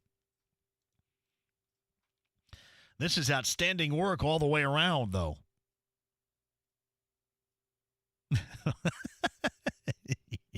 I mean, outstanding work here. So shout out to Paige and shout out to our friend Cindy Morgan, Lacey Underall from Caddyshack, who has been on the show a couple of different times. Exactly. AJ says Madonna with meatballs. That's a quote from. Have you seen Caddyshack? That is great. Check out that photograph. You'll like it, I promise. Charles Buchanan says inside the lounge page is a smoke show. JMV, what did you think about Novak Djokovic being defaulted from the U.S. Open with that shot to the lineswoman's neck and throat? I thought it was justified. I will say this. I think that tennis needs a villain, and no question. I don't think anybody's really going to care that Novak Djokovic is the best player in tennis right now as a villain. I don't know if anybody's going to run to watch now. But I thought McEnroe said it best over the weekend. He said this guy's going to wear this as a villain for the remainder of his career, and he will. What tennis need? They need some American dude that just runs roughshod over everybody. I sure as hell don't know who that would be.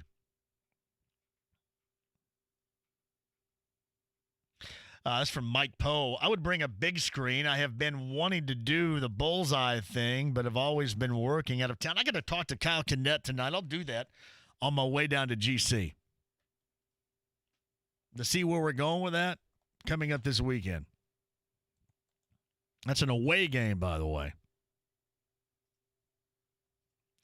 I said you guys would like it. I was a little late on it, too. This came across my Twitter feed way back on September the 5th, and then somebody retweeted it, and I saw it. It's a job well done right there. It really is. Ari says, Djokovic has had a rough year.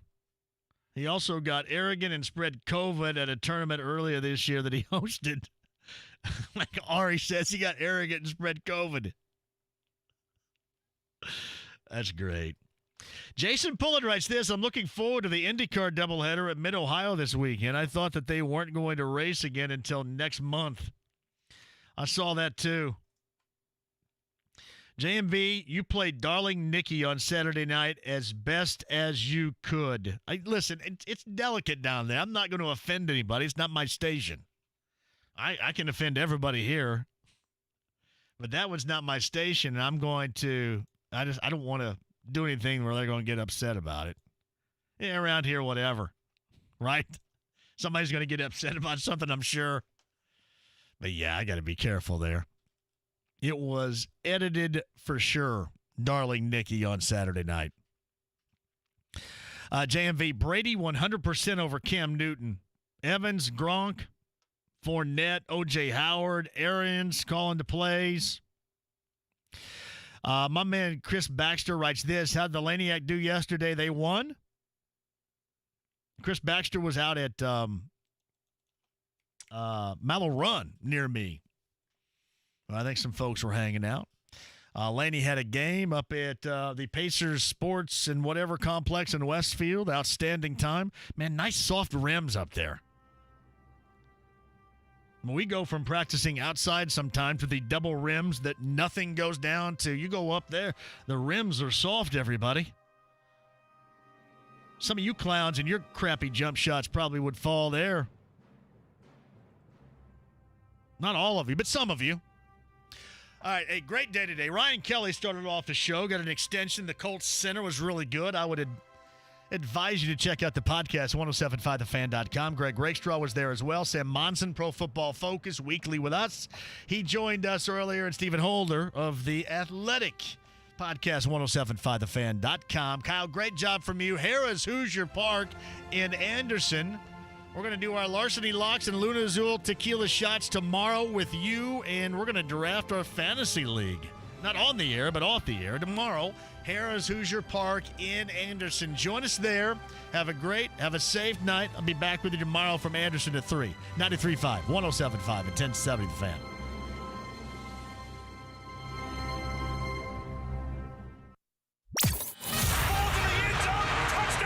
It's a new season. Touchdown, T.Y. Hilton. There are new faces.